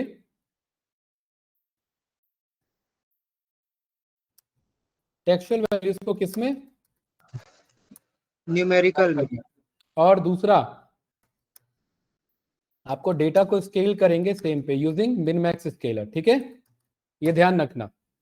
परफेक्ट, क्योंकि अभी डेटा अलग अलग स्केल पर है, देख रहे हैं ना, कहीं पर 1,00,000 2,00,000 सैलरी चल रही है और कहीं पर छोटा मोटा नंबर चल रहा है, राइट। तो ये दो काम यहाँ पर परफॉर्म करेंगे हम। तो चलिए यहाँ करके देखते हैं। DF1 में यहाँ पर आप इन्फो पर गए, आपके सामने 3 आ रहा है, ये जो हमने पहले निकाला हुआ ऑब्जेक्ट ऑब्जेक्ट, अच्छा 3, अब दो ही बचा क्योंकि हमने हटा दिया था। तो इधर ऑब्जेक्ट कॉलम यहाँ पर रन करो, मेरा 2 ही है, इनको आपको करेक्ट करना है। तो इस बात का आप यहाँ प्रूफ देख लीजिए। DF1 पर गए, स्क्वायर ब्रैकेट में आपने यहाँ पर ऑब्जेक्ट कॉलम को कर दिया। ये आज तो नहीं भाई, आज तो हैवी हो जाएगा, ये कल के लिए रख दो। एक लिस्ट में तो वो पहले से ही है, डबल डबल लिस्ट हो जाएगा। ये देखिए, ज्योग्राफी में हमें पता है 3 ही डेटा है, और जेंडर में हमें पता है 2 ही डेटा है, मेल और फीमेल के बेसिस पे। फीमेल को 0, मेल को 1 यहाँ डायरेक्टली रिप्लेस के थ्रू करा सकते हैं। और ज्योग्राफी वाला हो गया, इसको कैसे करा सकते हैं? PD dot get dummies. Get dummies क्या करेगा भाई, बताओ? पढ़ा है get dummies? Yes sir. Encoder, ordinal encoder, ये सब पढ़ा होगा ना? ठीक है, जियोग्राफी है तो फ्रांस का अलग कॉलम, स्पेन का अलग column, very and good, Germany का अलग कॉलम। तो यहाँ पर एक काम करते हैं, इसको हम बोलते हैं, आप एक काम करो, इधर ये जो आपका डेटा फ्रेम 1 है, इसमें ये 2 कॉलम है ना, इन 2 कॉलम का दिक्कत है। ठीक है, तो यहां पर आप pd डॉट गेट डमीज पर जाओ, और यहां पर आप df1 को ड्रॉप करा दो। और df1 आपका क्या करेगा कि जो पहले से कन्वर्टेड है उसको तो नहीं छेड़ेगा, जैसे ज्योग्राफी फ्रांस और ज्योग्राफी जर्मनी, ज्योग्राफी स्पेन, इसको छोड़ा, इसको ठीक किया इसने, और जेंडर मेल और जेंडर फीमेल किया। ये क्लियर है? और मुझे पता है जब हम गेट डमीज करते हैं तो यहाँ पर एक एक्स्ट्रा कॉलम होता है जिससे हमें रिक्वायरमेंट नहीं होती है, जो डमी वेरिएबल ट्रैप के लिए होता है। तो यहाँ पर हम ड्रॉप फर्स्ट को यहाँ पर क्या बोल देंगे, ट्रू बोल देंगे। तो अब मेरे पास यहाँ पर जर्मनी और स्पेन में से या फ्रांस में से कोई एक कॉलम हट जाएगा जो स्टार्टिंग का होगा, और मेल और फीमेल में से एक हट जाएगा। अब जेंडर मेल का मतलब है जहां 1 लिखा हुआ मेल है, और जहां 0 लिखा हुआ क्या है आपका भाई, फीमेल के बेस पे। ठीक है, और बाकी ये जर्मनी और ये बाकी स्पेन आपका शो कर रहा है। अच्छा, अब इस डेटा में देखिए सब सही हो गया, सारा न्यूमेरिकल न्यूमेरिकल लग रहा है। इसको हमने नाम दे दिया गाइस df2, डेटा फ्रेम 2 पर आ गया। अब हम, ये क्लियर है ना, डेटा फ्रेम 1 का पाइपलाइन हमारा गया। अब इस वाले में डेटा फ्रेम 2 में इशू क्या है, 0 1 को छोड़ करके बाकी जो डेटा है उनको आपको क्या कराना है, स्केल कराना है। तो कौन से डेटा आउट ऑफ स्केल चल रहे हैं? 10 ईयर, एज, क्रेडिट स्कोर और एस्टिमेटेड सैलरी और नंबर ऑफ प्रोडक्ट्स। बाकी आपका क्या चल रहा है? बाकी आपका 0 1 0 1 स्केल पे चल रहा है, यस या नो? तो इसको हम मस्त यहाँ पर स्केल कराते हैं। उसके लिए हम क्या बोलेंगे, सबसे टॉप पर आ जाओ, क्या बोलेंगे इधर? अच्छा, पहले से ही हमने इंपोर्ट कर रखा है, ठीक है। मिन मैक्स स्केलर कैसे यूज होता है बताइए? यहां पर आप इसे नाम देंगे scaler is equals to min max scaler, एक ऑब्जेक्ट बना लिया इसका। उसके बाद क्या बोलते हैं, scaler dot fit and transform, और इसमें df2 है ना हमारे पास। df2 का कौन कौन सा डेटा स्केल कराना है बताओ? df2 का हमें स्केल कराना है क्रेडिट स्कोर, इसको कॉपी करो इधर से। उसके बाद एज, 10 ईयर बैलेंस, एज हो गया। अंशु, इसका कोई जेन्युइन अप्रोच बताओ, ये कॉपी पेस्ट के अलावा कुछ और तरीका सोचिए, क्या कर सकते हैं, जुगाड़ लगाइए। दिव्यांशु, सौरभ, निशांत। टू डॉट हाँ, कॉलम को कॉल करके डायरेक्ट हम कॉलम्स नेम दे सकते हैं। किसको? df डॉट कॉलम्स, कॉलम्स हमारे पास नहीं डायरेक्ट। वो तो कर सकते हैं, लेकिन सारे नहीं करने हैं ना। अरे तो 0 1 तो पहले ही स्केल में है ना, इसको कर दोगे तो और खराब हो जाएगा। इनको करना है जो नहीं है, जो नहीं है वो कैसे निकालेंगे? अगर आप यहाँ df2 डॉट कॉलम्स बोलोगे तो ये तो पूरा लिस्ट आ जाएगा। कॉपी तो तब भी करना पड़ेगा इसमें से। आप समझ रहे हैं मैं क्या कह रहा हूँ? कॉपी पेस्ट नहीं कह रहा हूँ, मैं कह रहा हूँ लॉजिकली लूप के थ्रू कुछ ऐसा हो सकता है। सर लूप में चेक करा सकते हैं कि वैल्यू अगर इतने से इतने रेंज में है तो मत लो, और अगर ज्यादा है तो ले लो। हाँ, ये आपने सही बताया, लेकिन रेंज नहीं। यहां पर हम बोलते हैं 0 1 को छोड़ के, है ना, यही कॉलम आना चाहिए। चलो, इसका जुगाड़ देखते हैं इधर।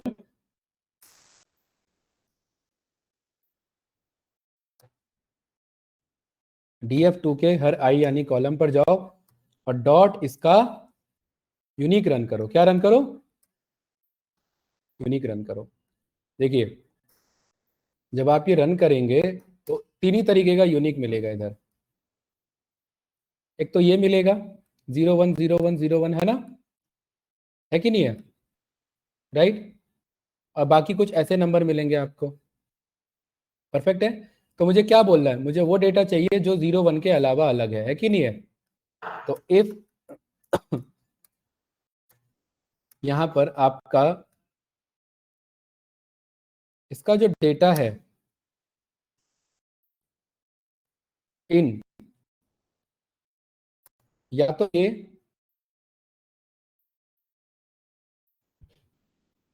ये हो आपका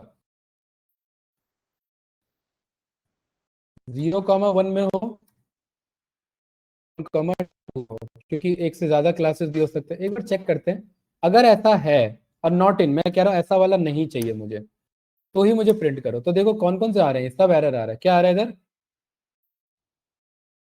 डॉट यूनिक डॉट वैल्यूज बोलना पड़ेगा इधर, तब जाकर के काम करेगा। यूनिक का वैल्यूज नहीं है, ऐसा कैसे हो गया? एक मिनट, इस कोड को पहले बाहर रन करके देखो, का लॉजिक चेक करना पड़ेगा, ये क्या कहाँ फंस रहा है ये। यहाँ पर हमने कोई भी एक कॉलम कॉल कर लिया, मान लेते हैं हमने एज को कॉल कर लिया और हमने ये यूनिक रन किया। अच्छा, तो पहले से ही वैल्यूज है ना, ठीक है। उल्टा लिख दिया हमने यहाँ पर ये लिखो इधर, एक मिनट, यहाँ पर ना आप ना इसको पास करो बस, 0, तो रन करो इधर। एक मिनट, इधर बन रहा है, इधर हमारा जैसे कि का सैलरी, सैलरी ऐसा आ रहा है, और जो हमारा जेंडर वाला है जैसे ये, तो ये 0, 1 ऐसा आ रहा है, राइट? ठीक है, यहाँ पर हमने बोल दिया नॉट इन नहीं, क्या ये डेटा इज इक्वल्स टू मेरा 0,1 पर आ रहा है, तो ये ट्रू ट्रू बता रहा है, ठीक है। और इधर मैंने बोल दिया np डॉट ऑल, अगर ये ऑल मेरा ट्रू है तो ये फाइनल ट्रू होगा। ये वाला लॉजिक यूज करना पड़ेगा, अगर ये ट्रू है तो ये मेरा बात बने, तो यहाँ पर मुझे ये कोड चलाना पड़ेगा इफ, और यहाँ पर हर एक मेरा क्या होगा, यहाँ पर हर एक मेरा आई होगा, हर एक आई का यूनिक अगर 0, 1 के बराबर है और वो सब में है, ठीक है, वो सब में नहीं है तो ही मुझे प्रिंट करे। अभी क्या इशू आ रहा है इधर, उसी कोड में फंस रहा है इधर, right? np dot all unique इसके बराबर 400 जो है वो 2 पे इज इक्वल्स टू ही तो चेक कर रहे हैं, तो ब्रॉडकास्ट की क्या बात है इधर? यहाँ पर किस वाले पर आ रहा है इधर, जरा चेक करना पड़ेगा, इधर हमें प्रिंट कराना पड़ेगा आई क्रेडिट स्कोर ही फंस जा रहा है इसका जरा क्रेडिट स्कोर चेक करो। क्रेडिट स्कोर यही एरर आ रहा है ना, हाँ, इस क्रेडिट स्कोर को बोलो कि इसका यूनिक क्या आ रहा है, ये सारा आ रहा है, और क्या ये बराबर है इसके 0 और 1 के? समझ गया ये इशू क्यों आ रहा है आपका। तो यहाँ पर भाई ये डायरेक्ट 0, 1 पर चेक नहीं करेगा, हमें एक काम करना पड़ेगा, यहाँ पर दो चीजें बोलना पड़ेगा कि भाई इसका जो वैल्यू है, मतलब आपका 0 जो है और 1 जो है वो दोनों इसी में होना चाहिए, तब मेरा ये बात होना चाहिए। और 0, 1 तो हो तो सकता है, उसके अलावा और कुछ नहीं होना चाहिए, तब जाकर के लॉजिक बनेगा इधर। तो इधर हम इधर बोल देते हैं कि आप एक काम करो इसका शेप निकाल लो, इसका शेप कितना आ रहा है 460, और इधर अभी देखना, अभी इसका जुगाड़ करते हैं, और इधर np डॉट, यहाँ पर आपका जो है ये जो एरे है आपका 0 और 1 को अगर हम डॉट रीशेप करेंगे 460 पर, तो ये डायरेक्टली तो कॉल होगा नहीं, ये नहीं, ये वैल्यू आ जाएगा इधर, एरर आ जाएगा। इसका क्या किया जाए भाई, इस वाले पे तो ये डायरेक्टली तो ये लेगा नहीं। सर हाँ सर ऐसा ना करें कि सर मैक्सिमम, अगर जैसे मैक्सिमम और मिनिमम चेक कर लें। लेकिन कोई ऐसा भी डेटा हो सकता है ना जिसमें मैक्सिमम 1 हो और मिनिमम 0, और बाकी कोई और डेटा तो हो नहीं सकता, बीच में डेटा फ्लोटिंग डेटा हो, मान लो ऐसा अगर फंस गया तो एक सॉलिड लॉजिक नहीं बनेगा, जुगाड़ हो जाएगा वो। यहाँ पर हमें एक सॉलिड वाला लॉजिक चाहिए, सॉलिड वाला लॉजिक, चलो ये देखेंगे सॉलिड वाला लॉजिक, ठीक है। अभी पहले इस पे आते हैं, है ना, एक बार ट्राई करना। इसको हमने रन किया तो देखिए ये हमारा ये ट्रांसफॉर्म होकर के आ गया, किस में आ गया भाई, स्केलर के फॉर्म में। कितने कॉलम पर हमने अप्लाई किया है, देखिए ये मैं लूप के थ्रू में इसलिए करवा रहा हूँ ना, कल को 40 कॉलम होगा लिखेंगे नहीं, ठीक है। एक बार वो ट्राई करना, वरना हम कल आराम से इसे देखेंगे। क्योंकि अभी इसे मुझे कराना है क्लोज। इसको हमने बोल दिया डायरेक्टली इस पे असाइन करा दो, और यहाँ अब जब आप DF2 को रन करोगे तो देखो सारे स्केल हो गए, अब तो कोई दिक्कत नहीं है गाइस, कोई डाउट तो नहीं, ठीक है। तो यहाँ पर ये DF2 आपका बन गया। अब आप यहाँ DF2 का कोरिलेशन चेक करेंगे तो अभी हर एक का कोरिलेशन यहाँ पर आपको शो कर देगा, और यहाँ पर ये वाला नहीं कोड रन करना, अब आपको ये वाला कोड रन करना है, ये ठीक है। और अब आप बोलेंगे कि भाई अब मुझे DF2 के सारे का कोरिलेशन यहाँ मुझे बता दे, ये रहा। तो पहले कम कॉलम से अब आप ये ज्यादा कॉलम है, तो देखो मेल फीमेल, स्पेन के according, number of product, credit score के अकॉर्डिंग, टेनियर के अकॉर्डिंग, कार्ड के अकॉर्डिंग, बैलेंस के अकॉर्डिंग, एज के अकॉर्डिंग, सब के अकॉर्डिंग ये आपका आ गया, ठीक है। तो ये डेटा बन गया हमारा, डेटा स्केल भी हो चुका है हमारा। इस बात का प्रूफ क्या है कि ये डेटा स्केल हो चुका है, df.describe रन करेंगे और आप चेक करेंगे जो भी स्केल डेटा है वो 0 या 1 में होगा। देखो 0 1, एज 0 और 1, टेनियर 0 और 1, बैलेंस 0 और 1, नंबर ऑफ प्रोडक्ट आपका 1 और 4। अरे ये वाला नहीं हुआ क्या, नंबर ऑफ प्रोडक्ट पास नहीं हुआ क्या भाई, ये कैसे छूट गया, तो भी उठाओ, ध्यान रखना पड़ेगा इस बात का। इसीलिए तो हम लॉजिक चाह रहे थे कि वो लूप के थ्रू बन जाए ना, ऐसे ही छूटता रहेगा। यहाँ पर DF2 दोबारा बनाओ, ये रहा, ये रन करो, ये रन करो, ये रन करो, रन करो, रन करो, और अब चेक करो तो अब देखिए नहीं आना चाहिए। नंबर ऑफ प्रोडक्ट्स ये रहा 0 और 1, अब सही है। कार्ड आपका 0 और 1 के बेसिस पे, और बाकी देखिए आपका 0 1, एस्टिमेटेड सैलरी 0 1, एक्सेटेड 0 1, ज्योग्राफी आपका 0 1, ये स्पेन 0 1 0 1 0 1। सही आ रहा है भाई, बताइए। Candidate online student Priyanshu, Anshu, Anu, Saurabh, Nishant, सारे करेक्ट हो गए इधर, मशीन के Yes, फॉर्म sir. में आ गए इधर, सारा डेटा ठीक है। यहाँ पर आप चैलेंजेस देख रहे हैं कि ये सारे चैलेंजेस होते हैं, राइट। ऑटोमेशन चाहिए तो और चैलेंजेस आपका सामने आ जाएगा। अब यहाँ से क्या करना है हमें, इतना तो रेडी हो गया ये। अगला स्टेप यहाँ पर क्या है आपका, अब गाइस यहाँ पर आप करेंगे डेटा को ट्रेन टेस्ट में स्प्लिट। तो ट्रेन टेस्ट में स्प्लिट, हमने ट्रेन टेस्ट स्प्लिट पहले से कॉल कर रखा है, ट्रेन टेस्ट स्प्लिट। अब यहाँ पर मैं कुछ में कट पेस्ट करूंगा, ठीक है। ट्रेन टेस्ट स्प्लिट कहाँ है हमारा, ये रहा, इसको उठाओ और इसको यहाँ पर भेजो, ठीक है। अच्छा, ये करने से पहले एक चीज तो रह गया हमारा, क्या, डेटा को एक्स और वाई में ब्रेक करना। तो एक्स क्या है हमारा गाइस, बताइए इधर, DF2 का सारा कॉलम डॉट आई लॉक, और सारा कॉलम कौन सा, या ये एक काम करते कॉलम के थ्रू नहीं ड्रॉप के थ्रू मंगाते इस बार। तो DF2 में मैं बोल दिया कि ड्रॉप करा लो, किसको ड्रॉप करा लो, एग्जिटेड को। तो आपको पता है यहाँ एक्सिस 1 भी लिखना है इधर, एक्सिस इज इक्वल्स टू 1। तो आपको पता है सारा कॉलम ला करके दे देगा, बस आपका एग्जिटेड नहीं रहेगा। इसको हमने मान लिया एक्स, ऐसे भी तो बोल सकते हैं भाई, जुगाड़, यस या नो बताइए। और DF2 के हमने एग्जिटेड को यहाँ से मंगा लिया, ये बन गया इधर हमारा। इधर हमने एक्स और वाई को पास करा लिया क्योंकि डेटा पहले से ही स्केल्ड है पूरा एक्स ही, तो यहाँ हमें स्केल्ड एक्स देने की अलग से जरूरत नहीं है। ये ट्रेन टेस्ट स्प्लिट हमारा इधर कॉल हो गया। उसके बाद क्या क्या काम है बताइए, ML से नहीं, यहाँ पर हमें सीधा किससे आना है, केरास वाले से।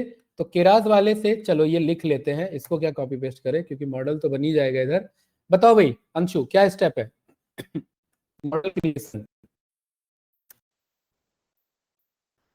बोलो। अरे कॉपी पेस्ट करने से तो हो ही जाएगा, आप लोग बताओ। Model is equals to sequential, भूल गए।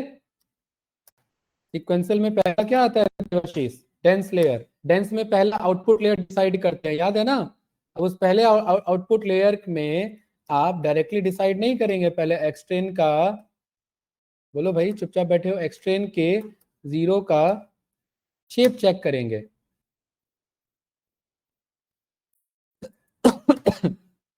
एक्सट्रेन आ रहा है, अच्छा एक्सट्रेन में 0 थेरे नहीं होगा ना, यहाँ एक्सट्रेन का शेप चेक करेंगे।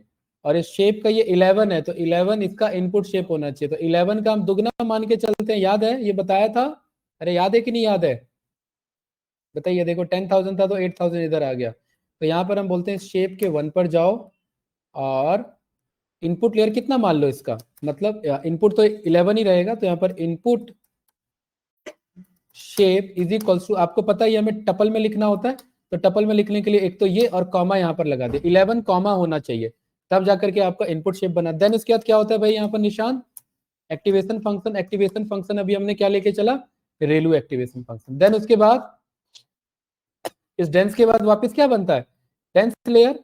अब इसमें इनपुट शेप यहाँ बताने की जरूरत नहीं है, यहाँ पर हम सीधा आउटपुट बताते हैं। तो 22 का कितना कर दें, 11 आ रहा था, 11 पे 22 कन्वर्ट हुआ, 22 का कितना कर दें, दुगना 44 पर। उसके बाद ये सारे हाइपर पैरामीटर के पार्ट हो जाते हैं जब हम इसे कंट्रोल कर सकते हैं। उसके बाद वापस से बताइए वापस से आप यहाँ पर 20 करा करके एक पर ड्रॉप करा सकते हैं। यहाँ पर आप वापस से बोल सकते हैं या 11 ही बोल दो, और यहाँ पर आप वापस से फाइनली आप क्या बोल सकते हैं, एक। और यहाँ पर एक में हमने क्या पास करा दिया गाइस, हमने पढ़ा था कि जब आउटपुट पे आएगा तो कौन सा एक्टिवेशन फंक्शन आएगा, सिग्मॉइड। याद है कि भूल गए इधर, याद होगा, ठीक है। हाँ, ये सब ध्यान रखना, ये सब वहां मुझे लिखने की जरूरत नहीं है, मैं बार बार कॉपी पेस्ट नहीं करूंगा, ठीक है। ये हमारा क्या बन गया इधर, मॉडल। इस मॉडल को यहाँ रन करेंगे, और मॉडल के बाद अगला स्टेप हमारा क्या होता है, ये मॉडल बिल्डिंग है। दूसरा स्टेप क्या होता है गाइस, मॉडल का compilation, model dot compile. Button नहीं काम कर रहा आज, ये रहा। कंपाइल में हमें क्या पास करना रहता है, पहला ऑप्टिमाइजर। ऑप्टिमाइजर यहाँ पर क्या होने वाला है हमारा, एडम ऑप्टिमाइजर। उसके बाद यहाँ पर क्या लिखते हैं हम, मैट्रिसेस, और मैट्रिसेस में क्या बोलते हैं यहाँ पर हम, एक्यूरेसी स्कोर निकालना है। और लॉस फंक्शन हमने पढ़ा था, लॉस फंक्शन किसके बेसिस पर निकालेंगे बताओ भाई, binary cross entropy. Last class में हमें याद है ना, हमने वो वाला लिया था, आपका कौन सा वाला, कैटेगोरिकल क्रॉस एंट्रोपी। तो उसके बेसिस पे इशू आ रहा था। देखिए, आप ऑप्टिमाइजर ऐसे भी लिख सकते हैं, या ऑप्टिमाइजर आप डायरेक्टली ऐसे भी लिख सकते हैं। इसको रन करेंगे, यहाँ पर आपका कंपाइल हो गया। यहाँ पर मैं प्रिंट का डन मैसेज आपको शो कर देता हूँ। तो ये आपका मॉडल कंपाइल हो गया, यहाँ मॉडल बिल्ड हुआ है मॉडल बिल्ड हुआ है, यहाँ पर मॉडल आपका मॉडल कंपाइल हुआ है। और इसके बाद क्या होगा अगला स्टेप, मॉडल का ट्रेनिंग। कैसे होगा मॉडल का ट्रेनिंग बताओ, चुप बैठे हो खाली, प्रैक्टिस नहीं चल रही है लग रहा है। मॉडल डॉट फिट, और फिट में क्या बोलेंगे अंशु, निशांत बताओ, एक्सटेंड वाइट है बात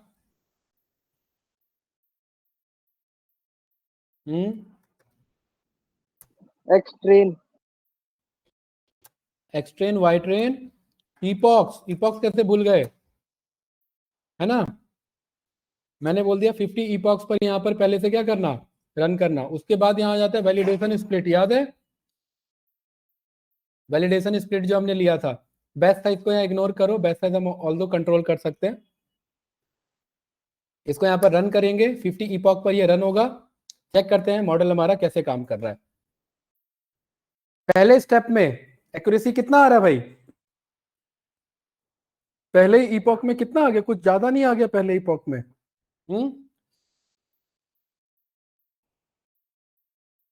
50 इपॉक चलेगा, 85 पे चल रहा है, लास्ट इटरेशन से 85 ही चल रहा है, 86। देखिए ये सारा आपका कितना इंपॉर्टेंट हो जाता है ट्रेनिंग कराना, ठीक है। यहाँ पर वापस से चेक करेंगे, मॉडल में कुछ चेंजेस करना होगा तो अगर ये अफेक्ट नहीं करेगा तो इसे हम करेक्ट करेंगे, राइट, ठीक है। ये तो फंस गया भाई, 85 पे फंस गया ये तो, वैलिडेशन वाला भी और उस पे भी, ठीक है। बताओ भाई निशांत, अंशु, सौरभ, अनु, क्या किया जाए अब इसमें, नेक्स्ट कंट्रोल किया जाए इसे, प्रियांशु या अनु कैसे। दो चार चीजें हैं, इपॉक बढ़ा सकते हैं, बैच साइज बढ़ा सकते हैं। इपॉक हमने किया 100 पर आपका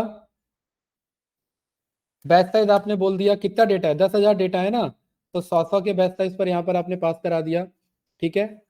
इसमें थोड़ा हिडन लेयर के न्यूरल यहाँ पर थोड़ा सा इंक्रीज कराते हैं, राइट। और फिर एक बार ये रन करके देखिए कितने पर आकर के 86 पर जाकर के रुका, ठीक है। यहाँ पर एडम ऑप्टिमाइजर है, एडम को उस तरीके से आप अगर कॉल करना है तो वैसे कॉल कर लो, लाइक दिस, ऐसे जो हमने कॉल किया था। और इसमें लर्निंग रेट यहाँ पर पास करा दो, लर्निंग रेट 0.001 के बेसिस पर, ठीक है। बाय डिफॉल्ट भी आप चेक करेंगे तो इतना ही आता है आपका 0.001 पर, ठीक है।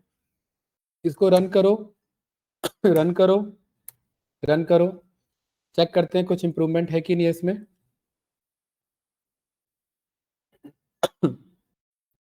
क्या चेंज किया हमने इसमें? लेयर्स हमने यहाँ पर चेंज किया। इनपुट शेप वही है 22, 100, 50 और 1। ठीक है, डेटा हमारा स्केल्ड तो हो रखा है प्रॉपर तरीके से।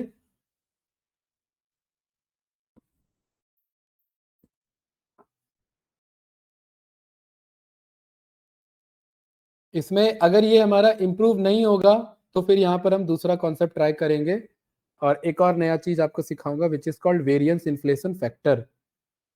ठीक है, पढ़ा है किसी ने variance inflation factor? No sir.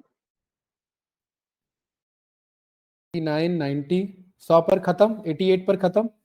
History तो ये बात की बात है। ठीक है, काम करते हैं यहाँ पर आप इसके हिडन लेयर को स्टार्टिंग पर आप कॉल करो 50, 100, 50 और 1 के बेसिस पर, और ये लास्ट में इस पे ये ट्राई कर रहा हूँ। ठीक है, और बाइनरी क्रॉस एंट्रोपी मैट्रिसेस ये ठीक है, और इसके बाद अगर ये वर्क नहीं करता है तो हम इसका फिर वो कराते हैं, आपका क्या बोलते हैं, वेरिएंस इन्फ्लेशन फैक्टर।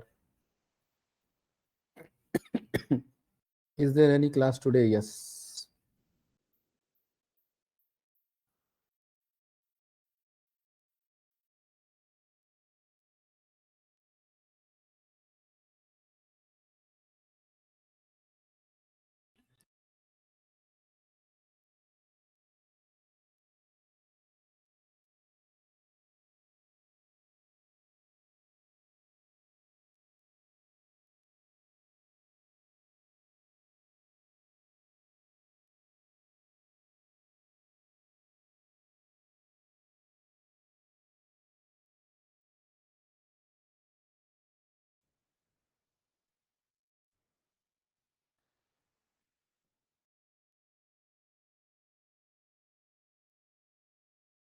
आप लोगों ने वो वाला पढ़ा हुआ है क्या, model OLS, ordinary least square method? देखिए 89 पर ये आपका जाके अटक रहा है। बताइए। सर नहीं पढ़ा। अच्छा, नहीं पढ़ा हुआ है किसी ने? वीआईएफ का आइडिया है किसी को? वीआईएफ का भी आइडिया नहीं है। चलिए पहले वीआईएफ थोड़ा सा, हाँ बताइए। फीचर सेलेक्ट करके देता है। फीचर सिलेक्शंस में जैसे मतलब हमको कौन सा रिडंडेंट रखना है, कौन सा नहीं रखना है, मतलब इट्स इम्पोर्टेंट। देखिए एक हमारा टॉपिक होता है, हाँ इसे हम बोलते हैं आरएफई। एसके लर्न का ही पार्ट है ये, एमएल के अंदर में आप लोगों को पता होना चाहिए था, क्योंकि एडवांस एमएल में जब आप अप्लाई करोगे इंटरव्यू में तो ये पूछेगा। आरएफई का मतलब होता है रिकर्सिव फीचर्स एलिमिनेशन। रिकर्सिव का मतलब है बार बार ट्राई करेगा, और किस फीचर्स को हटाएगा? जो काम के फीचर्स नहीं है। अब ये कैसे पता लगेगा काम के फीचर्स हैं या नहीं है? इसमें आप यहाँ पर यूज करते हैं वीआईएफ। क्या यूज करते हैं भाई? वीआईएफ। वीएफ का मतलब होता है वेरिएंस आपका इन्फ्लेशन फैक्टर, कि ये हर एक फीचर्स पर आपका चेक करेगा कि वीआईएफ आपका क्या है, और इसका चेक हम करते हैं कि हमारे डेटा में मल्टी कोलिनियरिटी नहीं होना चाहिए।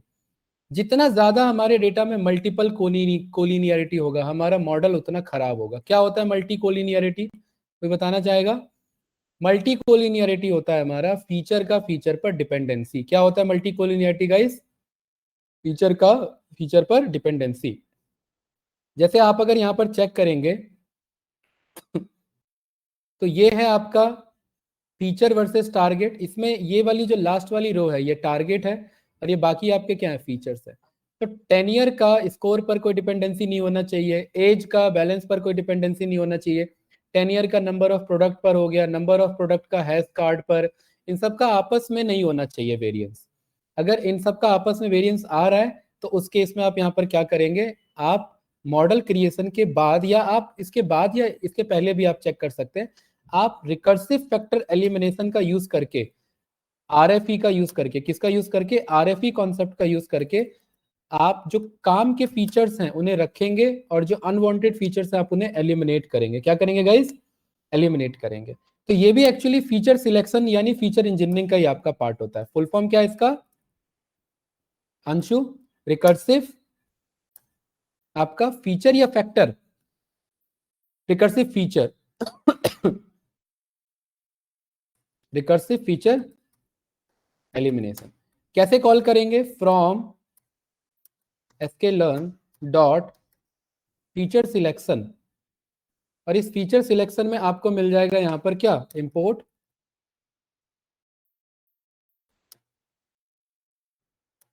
Recursive factor elimination. ये रहा आर, मैंने यहां पर ये रन किया। आरएफई क्लास आ रही है कि नहीं आ रही? यहां पर आपने इसे इंपोर्ट कर लिया। और इसी के साथ साथ एक और चीज इंपोर्ट करेंगे, दैट इज आपका वेरिएंस इन्फ्लेशन फैक्टर। तो फ्रॉम स्टैट्स मॉडल, ये इसमें से ये आपने नहीं पढ़ा होगा, स्टैट्स मॉडल में स्टैटिस्टिक्स आ जाता है आपका। ये रहा स्टैट्स, दो बार नहीं लिखना, एक ही बार। इसमें आपका आ जाता है आउटलायर्स, और इसमें से आप इंपोर्ट कर लेते हैं गाइस वेरिएंस इन्फ्लेशन फैक्टर को। इसे इन दो को आप यहां पर इंपोर्ट कर लेंगे। ये बीआईएफ आपका बताएगा कि सिस्टम में मल्टी कोलिनियरिटी तो आपका नहीं है, और जितना ज्यादा मल्टी कोलिनियरिटी होगा आपका, उसके लिए मॉडल के लिए बहुत ज्यादा इशू होगा। ठीक है, तो यहाँ पर हम वही चीज हम चेक करेंगे। तो इधर हमने यहाँ मॉडल हमने बना रखा है, राइट? मॉडल हमारा मॉडल के नेम पर है। तो ये काम बहुत इजी तरीके से करता है। आरएफई ना मॉडल को यूज करता है। आपका कोई भी मॉडल, चाहे वो मशीन लर्निंग का लीनियर रिग्रेशन हो, लॉजिस्टिक रिग्रेशन हो, या फिर आप न्यूरल नेटवर्क का मॉडल यहाँ पर आप यूज करते हैं। तो इसमें आप पास क्या करेंगे? यहाँ पर आप आरएफई को पास करेंगे, और आरएफई के बेसिस पर आप यहाँ पर आरएफई नाम से एक नया मॉडल बनाएंगे। ठीक है, और यहाँ पर आप आरएफई को पास करेंगे। इस आरएफई के अंदर आप इस पर जाएंगे, एस्टिमेटर मांगता है। एस्टिमेटर का मतलब होता है मॉडल, और मॉडल आपका किस नाम से सेव है? मॉडल नाम से आपका सेम है। और गाइस इसमें आप बोल सकते हैं कि कितने काम के फीचर सिलेक्ट करो। जैसे टोटल कितने कॉलम्स हैं आपके पास? टोटल कितने कॉलम्स हैं यहाँ पर? 11 कॉलम आ रहे हैं ना। तो आप बोल सकते हैं, मैं कह रहा हूँ कि भाई मुझे काम के बस 10 कॉलम, ये 10 तो बात बराबर ही होगी, काम के 5 कॉलम्स बताओ। कितने कॉलम्स बताओ? काम के 5 कॉलम्स बताओ। ये आप रन करेंगे, आप इस आरएफई मॉडल को वापस से फिट करेंगे। यहाँ पर आप क्या बोलेंगे? आरएफई मॉडल डॉट फिट, और फिट में किसे भेज देंगे गाइस? यहाँ पर ये मशीन लर्निंग की तरह हो जाएगा आपका। किसे भेजना है यहाँ पर भाई अंशु? एक्सट्रेन और वाई ट्रेन को। ये मॉडल को वापस से क्या करेगा? यहाँ पर ट्रेनिंग करेगा। क्या कह रहा है इधर आपका?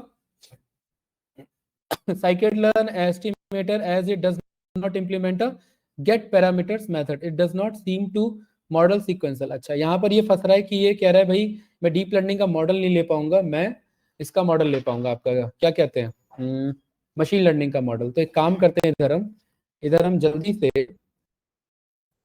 ये 3 मॉडल हो गए। इधर हम एक मॉडल क्रिएट कर लेते हैं, आपका मॉडल एलआर हमारा होगा लॉजिस्टिक रिग्रेशन पर। तो ये कैसे कॉल करेगा? चलने दो 1 मिनट, इसका मॉडल एलआर कॉल करते हैं, और उस मॉडल एलआर को यहाँ पर हम पास करा देंगे, राइट? उसके बेसिस पर हमारा ये 5 फीचर हमें ला करके देगा, और उस 5 फीचर के बेस पर हम उसे वापस से ट्रेन करेंगे, और फिर हम चेक करेंगे कि हमारा कितना रिकर्सिव फैक्टर एलिमिनेशन यहाँ पर होकर के आया। देखते हैं। देखिए यहाँ पर इस वाले में आपका 89% ऑलमोस्ट मॉडल हमारा पहुंच रहा है जो हमें पहुंचना चाहिए, बट हम 100 की तरफ चाह रहे हैं, और 100 भी नहीं होगा, ये बात आप जानते हैं। आप ये चेक करिए लॉस आपका ऑप्टिमाइज हो रहा है कि नहीं हो रहा है। यहाँ पर लॉस कितना था यहाँ पर भाई आपका निशांत स्टार्टिंग में? 56, और बाद में कितना पहुंचा यहाँ पर आपका लॉस? अगर आप चेक कर रहे हैं हर एक इटरेशन में आपका यहाँ पर कम हो रहा है लॉस आपका, राइट? लेकिन लॉस उतना तेजी से कम नहीं हो रहा जितना होना चाहिए। साहिल भाई आराम से, लॉस उतना तेजी से कम नहीं हो रहा है। 24% पर अभी भी है, और वैलिडेशन लॉस अभी भी 40% पर आपका मेंटेन है। तो यहाँ पर हमने बोला कि एक लॉजिस्टिक रिग्रेशन को कॉल कर लो। लॉजिस्टिक नहीं है तो यहाँ पर आप इंपोर्ट कर लो from sklearn dot linear model. Import करा लिया आपने लॉजिस्टिक रिग्रेशन को। यहाँ पर आपने model LR is equals to logistic regression को किया, और यहाँ मॉडल एलआर आपने पास किया, और इधर ये फिट करा दे। देखिए ये एस्टिमेटर के बेस पे बनकर के आ गया। अब ये आरएफई मॉडल एस्टिमेटर का मतलब है कि ये रिकर्सिव फैक्टर एलिमिनेशन को कॉल कर रहा है। ठीक है, अब इसके बेसिस पर आप कह सकते हैं कि भाई अब मुझे ये बता दो कि आपने फिट तो कर लिया ना, अब आपने कौन कौन से काम के कॉलम आपने निकाले। तो यहाँ पर आपको ये आरएफई मॉडल जो आपने बनाया, आरएफई मॉडल, इसमें आपको ये फीचर्स आपको मिल जाएंगे, फीचर्स नेम। इस फीचर्स नेम से बोलेगा कि आपके 10 कॉलम, हमने कितने कॉलम बोले थे? 5 कॉलम बोले थे, तो ये टोटल आपके 11 कॉलम है। और इसमें आरएफई में मॉडल में अब आप यहाँ पर जाओगे सपोर्ट पर, तो ये आपको बता देगा फॉल्स ट्रू ट्रू। इसका मतलब यहाँ पर ये जहां ट्रू लिखा है मतलब उसी कॉलम को पिक कर रहा है। तो कौन से कॉलम को पिक कर रहे हैं यहाँ पर? तो यहाँ पर हम बोलेंगे कि ये होने वाले हैं मेरे ऑल कॉलम्स, और मैं यहाँ पर कह रहा हूँ कि आप इस ऑल कॉलम्स पर यहाँ पर आप ये ट्रू फॉल्स की एलियासिंग करवा दो लाइक दिस। तो ये कह रहा है यही 5 कॉलम आपके काम के निकल रहे हैं। कौन से? Age, balance, is active member, Germany और आपका मेल के बेसिस। और आपको बात ये पता है, मेल की बात हो रही है तो फीमेल के बेसिस पर भी आप यहाँ पर चेक कर सकते हैं। और इस फीचर्स के बेसिस पर अब आप वापिस से आप अपना मॉडल क्या करेंगे? ट्रेन करेंगे और फिर चेक करेंगे कि क्या अब हमारा मॉडल ये वर्क कर पा रहा है कि नहीं कर पा रहा है। तो इसके बेसिस पर गाइस हमारा कितने फीचर्स बचे? बस ये 1 2 3 4 5 फीचर्स बचे। अब इसके बेसिस पर वापस से हमें क्या करना पड़ेगा? मॉडल ट्रेनिंग करना पड़ेगा। तो यहां पर हम बोलेंगे कि ये जो मेरा डेटा है आपका एक्स और वाई डेटा था ना आपका, ये एक्स डेटा, अब मैं कहूंगा अब इस एक्स डेटा में मुझे वही कॉलम ला करके दो अंशु, जो इतने कॉलम जो मेरे काम के कॉलम है वो निकल रहे हैं। देखिए ये हमने हिट एंड ट्राई किया है, ये हो सकता है ये कॉलम आपके, इससे मेरा मॉडल एक्यूरेसी कम हो जाए, बात ना बने। तो ये जस्ट हम यहाँ पर कॉल कर रहे हैं, इधर हमने ये रन किया कि एरर कैसे आ रहा है भाई? अच्छा, ये तो ट्रू फॉल्स है ना, आपको ये ऐसे पास कराना पड़ेगा, इसको आप ऐसे पास करिएगा। तो ये देखिए डेटा फ्रेम बनकर के आया, इसको आपने नाम दिया न्यू एक्स। क्या नाम दिया आपने इसे? New x. और वाई आपके पास है।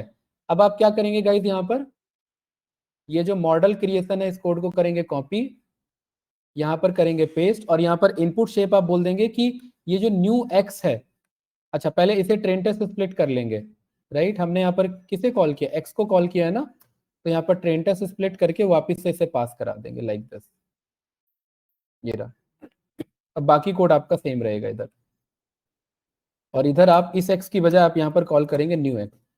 ठीक है, ये आपका ट्रेन टेस्ट स्प्लिट हो गया न्यू एक्स और वाई के बेसिस पर। एंड आपने यहाँ पर अब बोल दिया कि एक्स ट्रेन मुझे मिल गया, ये मॉडल बिल्ड हो जाएगा। और बाकी कोड भी एक बार ये कॉपी पेस्ट करा लो, तो देखते हैं कुछ इंप्रूव होता है। Model compiled.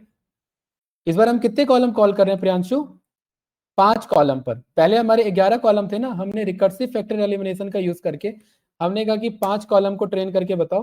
और जरा यहाँ पर हम चेक कर रहे हैं कि 5 कॉलम के बेसिस पर क्या हमारा एक्यूरेसी इंप्रूव हो रहा है और क्या हमारा वैलिडेशन लॉस हमारा यहाँ पर कम हो रहा है और मॉडल लॉस हमारा कम हो रहा है, राइट।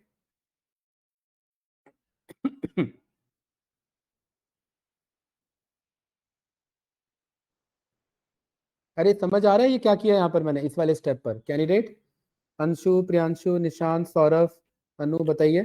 जो हमारे फीचर्स थे उनसे हमने हाईली कोरिलेटेड वैल्यू मतलब कॉलम्स को आइडेंटिफाई करा यूजिंग आरएफई, राइट। और आरएफई भी काम करने के लिए क्या करता है? एक उसे इंटरनल मॉडल चाहिए। देखिए कितना हैरानी की बात है, आरएफई अकेले नहीं करेगा, आरएफई को चलाने के लिए क्या चाहिए? एक मॉडल चाहिए। और मॉडल हमने यहाँ पर लॉजिस्टिक रिग्रेशन एक मॉडल हमने पास करा दिया, और उस मॉडल का यूज करके क्योंकि आरएफई को कैसे पता लगेगा कौन से काम के फैक्टर है कौन से काम के नहीं है? वो भी तो बैकएंड में एक मशीन लर्निंग चलाएगा ना।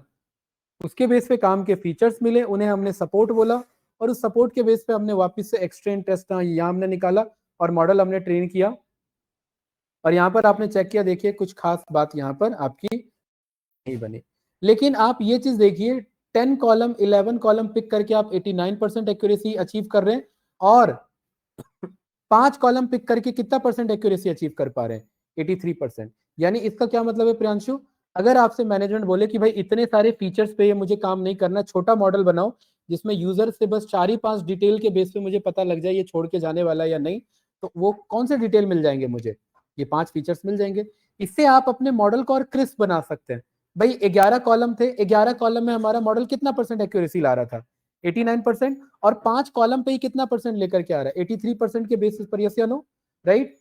तो कहीं ना कहीं 5 कॉलम से जब आप 83 अचीव कर सकते हैं तो वो तो ज्यादा इफेक्टिव हुआ ना, राइट। लेकिन हमारा पर्पस है कि कॉलम भी सारे रहे, इस तरीके से हम आरएफई को यूज कर सकते हैं।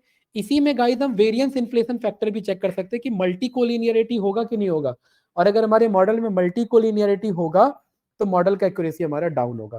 तो फिलहाल के लिए मैं यहाँ पर क्या करता हूँ, इस वाले का ये जो हमने लास्ट कोड देखा था कि इनके बीच का मुझे ये बता दो एक्यूरेसी वर्सेस इपॉक्स क्या चल रहा है। ये कोड मैंने यहाँ पर कट पेस्ट मार दिया, ये कोड आप जानते ही हैं, ठीक है। ये मुझे बता देगा कि आपका ट्रेनिंग एक्यूरेसी और वैलिडेशन एक्यूरेसी 83 या 84% के आसपास है, और स्टार्टिंग ही 80 से आपका हुआ था, राइट। तो फिलहाल के लिए कैंडिडेट इसको इतने पे ही रखते हैं। आप एक बार इसके आगे नोटबुक पे कंटिन्यू करना। क्या करना है इसमें भाई अंशु, क्या ट्राई करना है? 2 चीजें ट्राई करनी है आप लोग को। पहला, आपको वापिस से मॉडल बनाना है जिसमें ये कुछ हिडन पैरामीटर्स चेंज करने हैं, न्यूरल नेटवर्क इसके, फिर चेक करना है। दूसरा, आरएफई में लूप चला करके चेक करना है कि अगर 5 सपोर्ट यूज करते हैं, क्या करते हैं भाई, अगर ये वाला कोड ये रहा, अगर 5 सपोर्ट यूज करते हैं तो मॉडल में एक्यूरेसी कितना आ रहा है, 6 सपोर्ट यूज करते हैं तो कितना आ रहा है, 3 यूज करते हैं तो कितना आ रहा है, लूप चला करके 10 यूज करते हैं तो कितना आ रहा है, और 11वें में तो आपको पता ही है कितना आ रहा है। ये बात क्लियर है? इसको एक बार लूप से चला करके देखना और कल मुझे बताना आप लोगों ने क्या पाया। अरे कर पाएंगे? ये वीडियो में भेज दूंगा अभी, बताइए। Yes sir. यस ठीक है, देखिए ये सारे चैलेंजेस होते हैं और मैं चाहता हूँ चैलेंजेस आप सामने में देखो, कुछ भी रिकॉर्डेड नहीं है, सब यहाँ लाइव चल रहा है, एरर वेरर जो है, ठीक है, तो आपको खुद पता लगेगा ये सारे इश्यूज आते हैं। और कल ऑलमोस्ट ये हो जाएगा, तो कि फिर कल हम इसी में पार्सली यहाँ पर हम स्टार्ट करेंगे एक्टिवेशन फंक्शन। उससे पहले हम ये लॉस फंक्शन सीखेंगे, ठीक है, फिर एक्टिवेशन फंक्शन सीखेंगे, डन, राइट, एंड देन फिर हम दूसरे नेटवर्क पर मूव करेंगे। परफेक्ट गाइस, क्लियर है? ठीक है, ये 1 घंटा क्यों है भाई? आपका जब बैच 5:30 पे स्टार्ट हुआ था तो ये 1 घंटे की रिकॉर्डिंग क्यों है? रिकॉर्डिंग हुई भी है कि नहीं हुई है? हुई है। 1 ही घंटा क्यों दिखा रहा है मीटिंग? 1.5 घंटा चला है ना हमारा क्लास तो। चलिए, इसे मैं स्टॉप करता हूँ।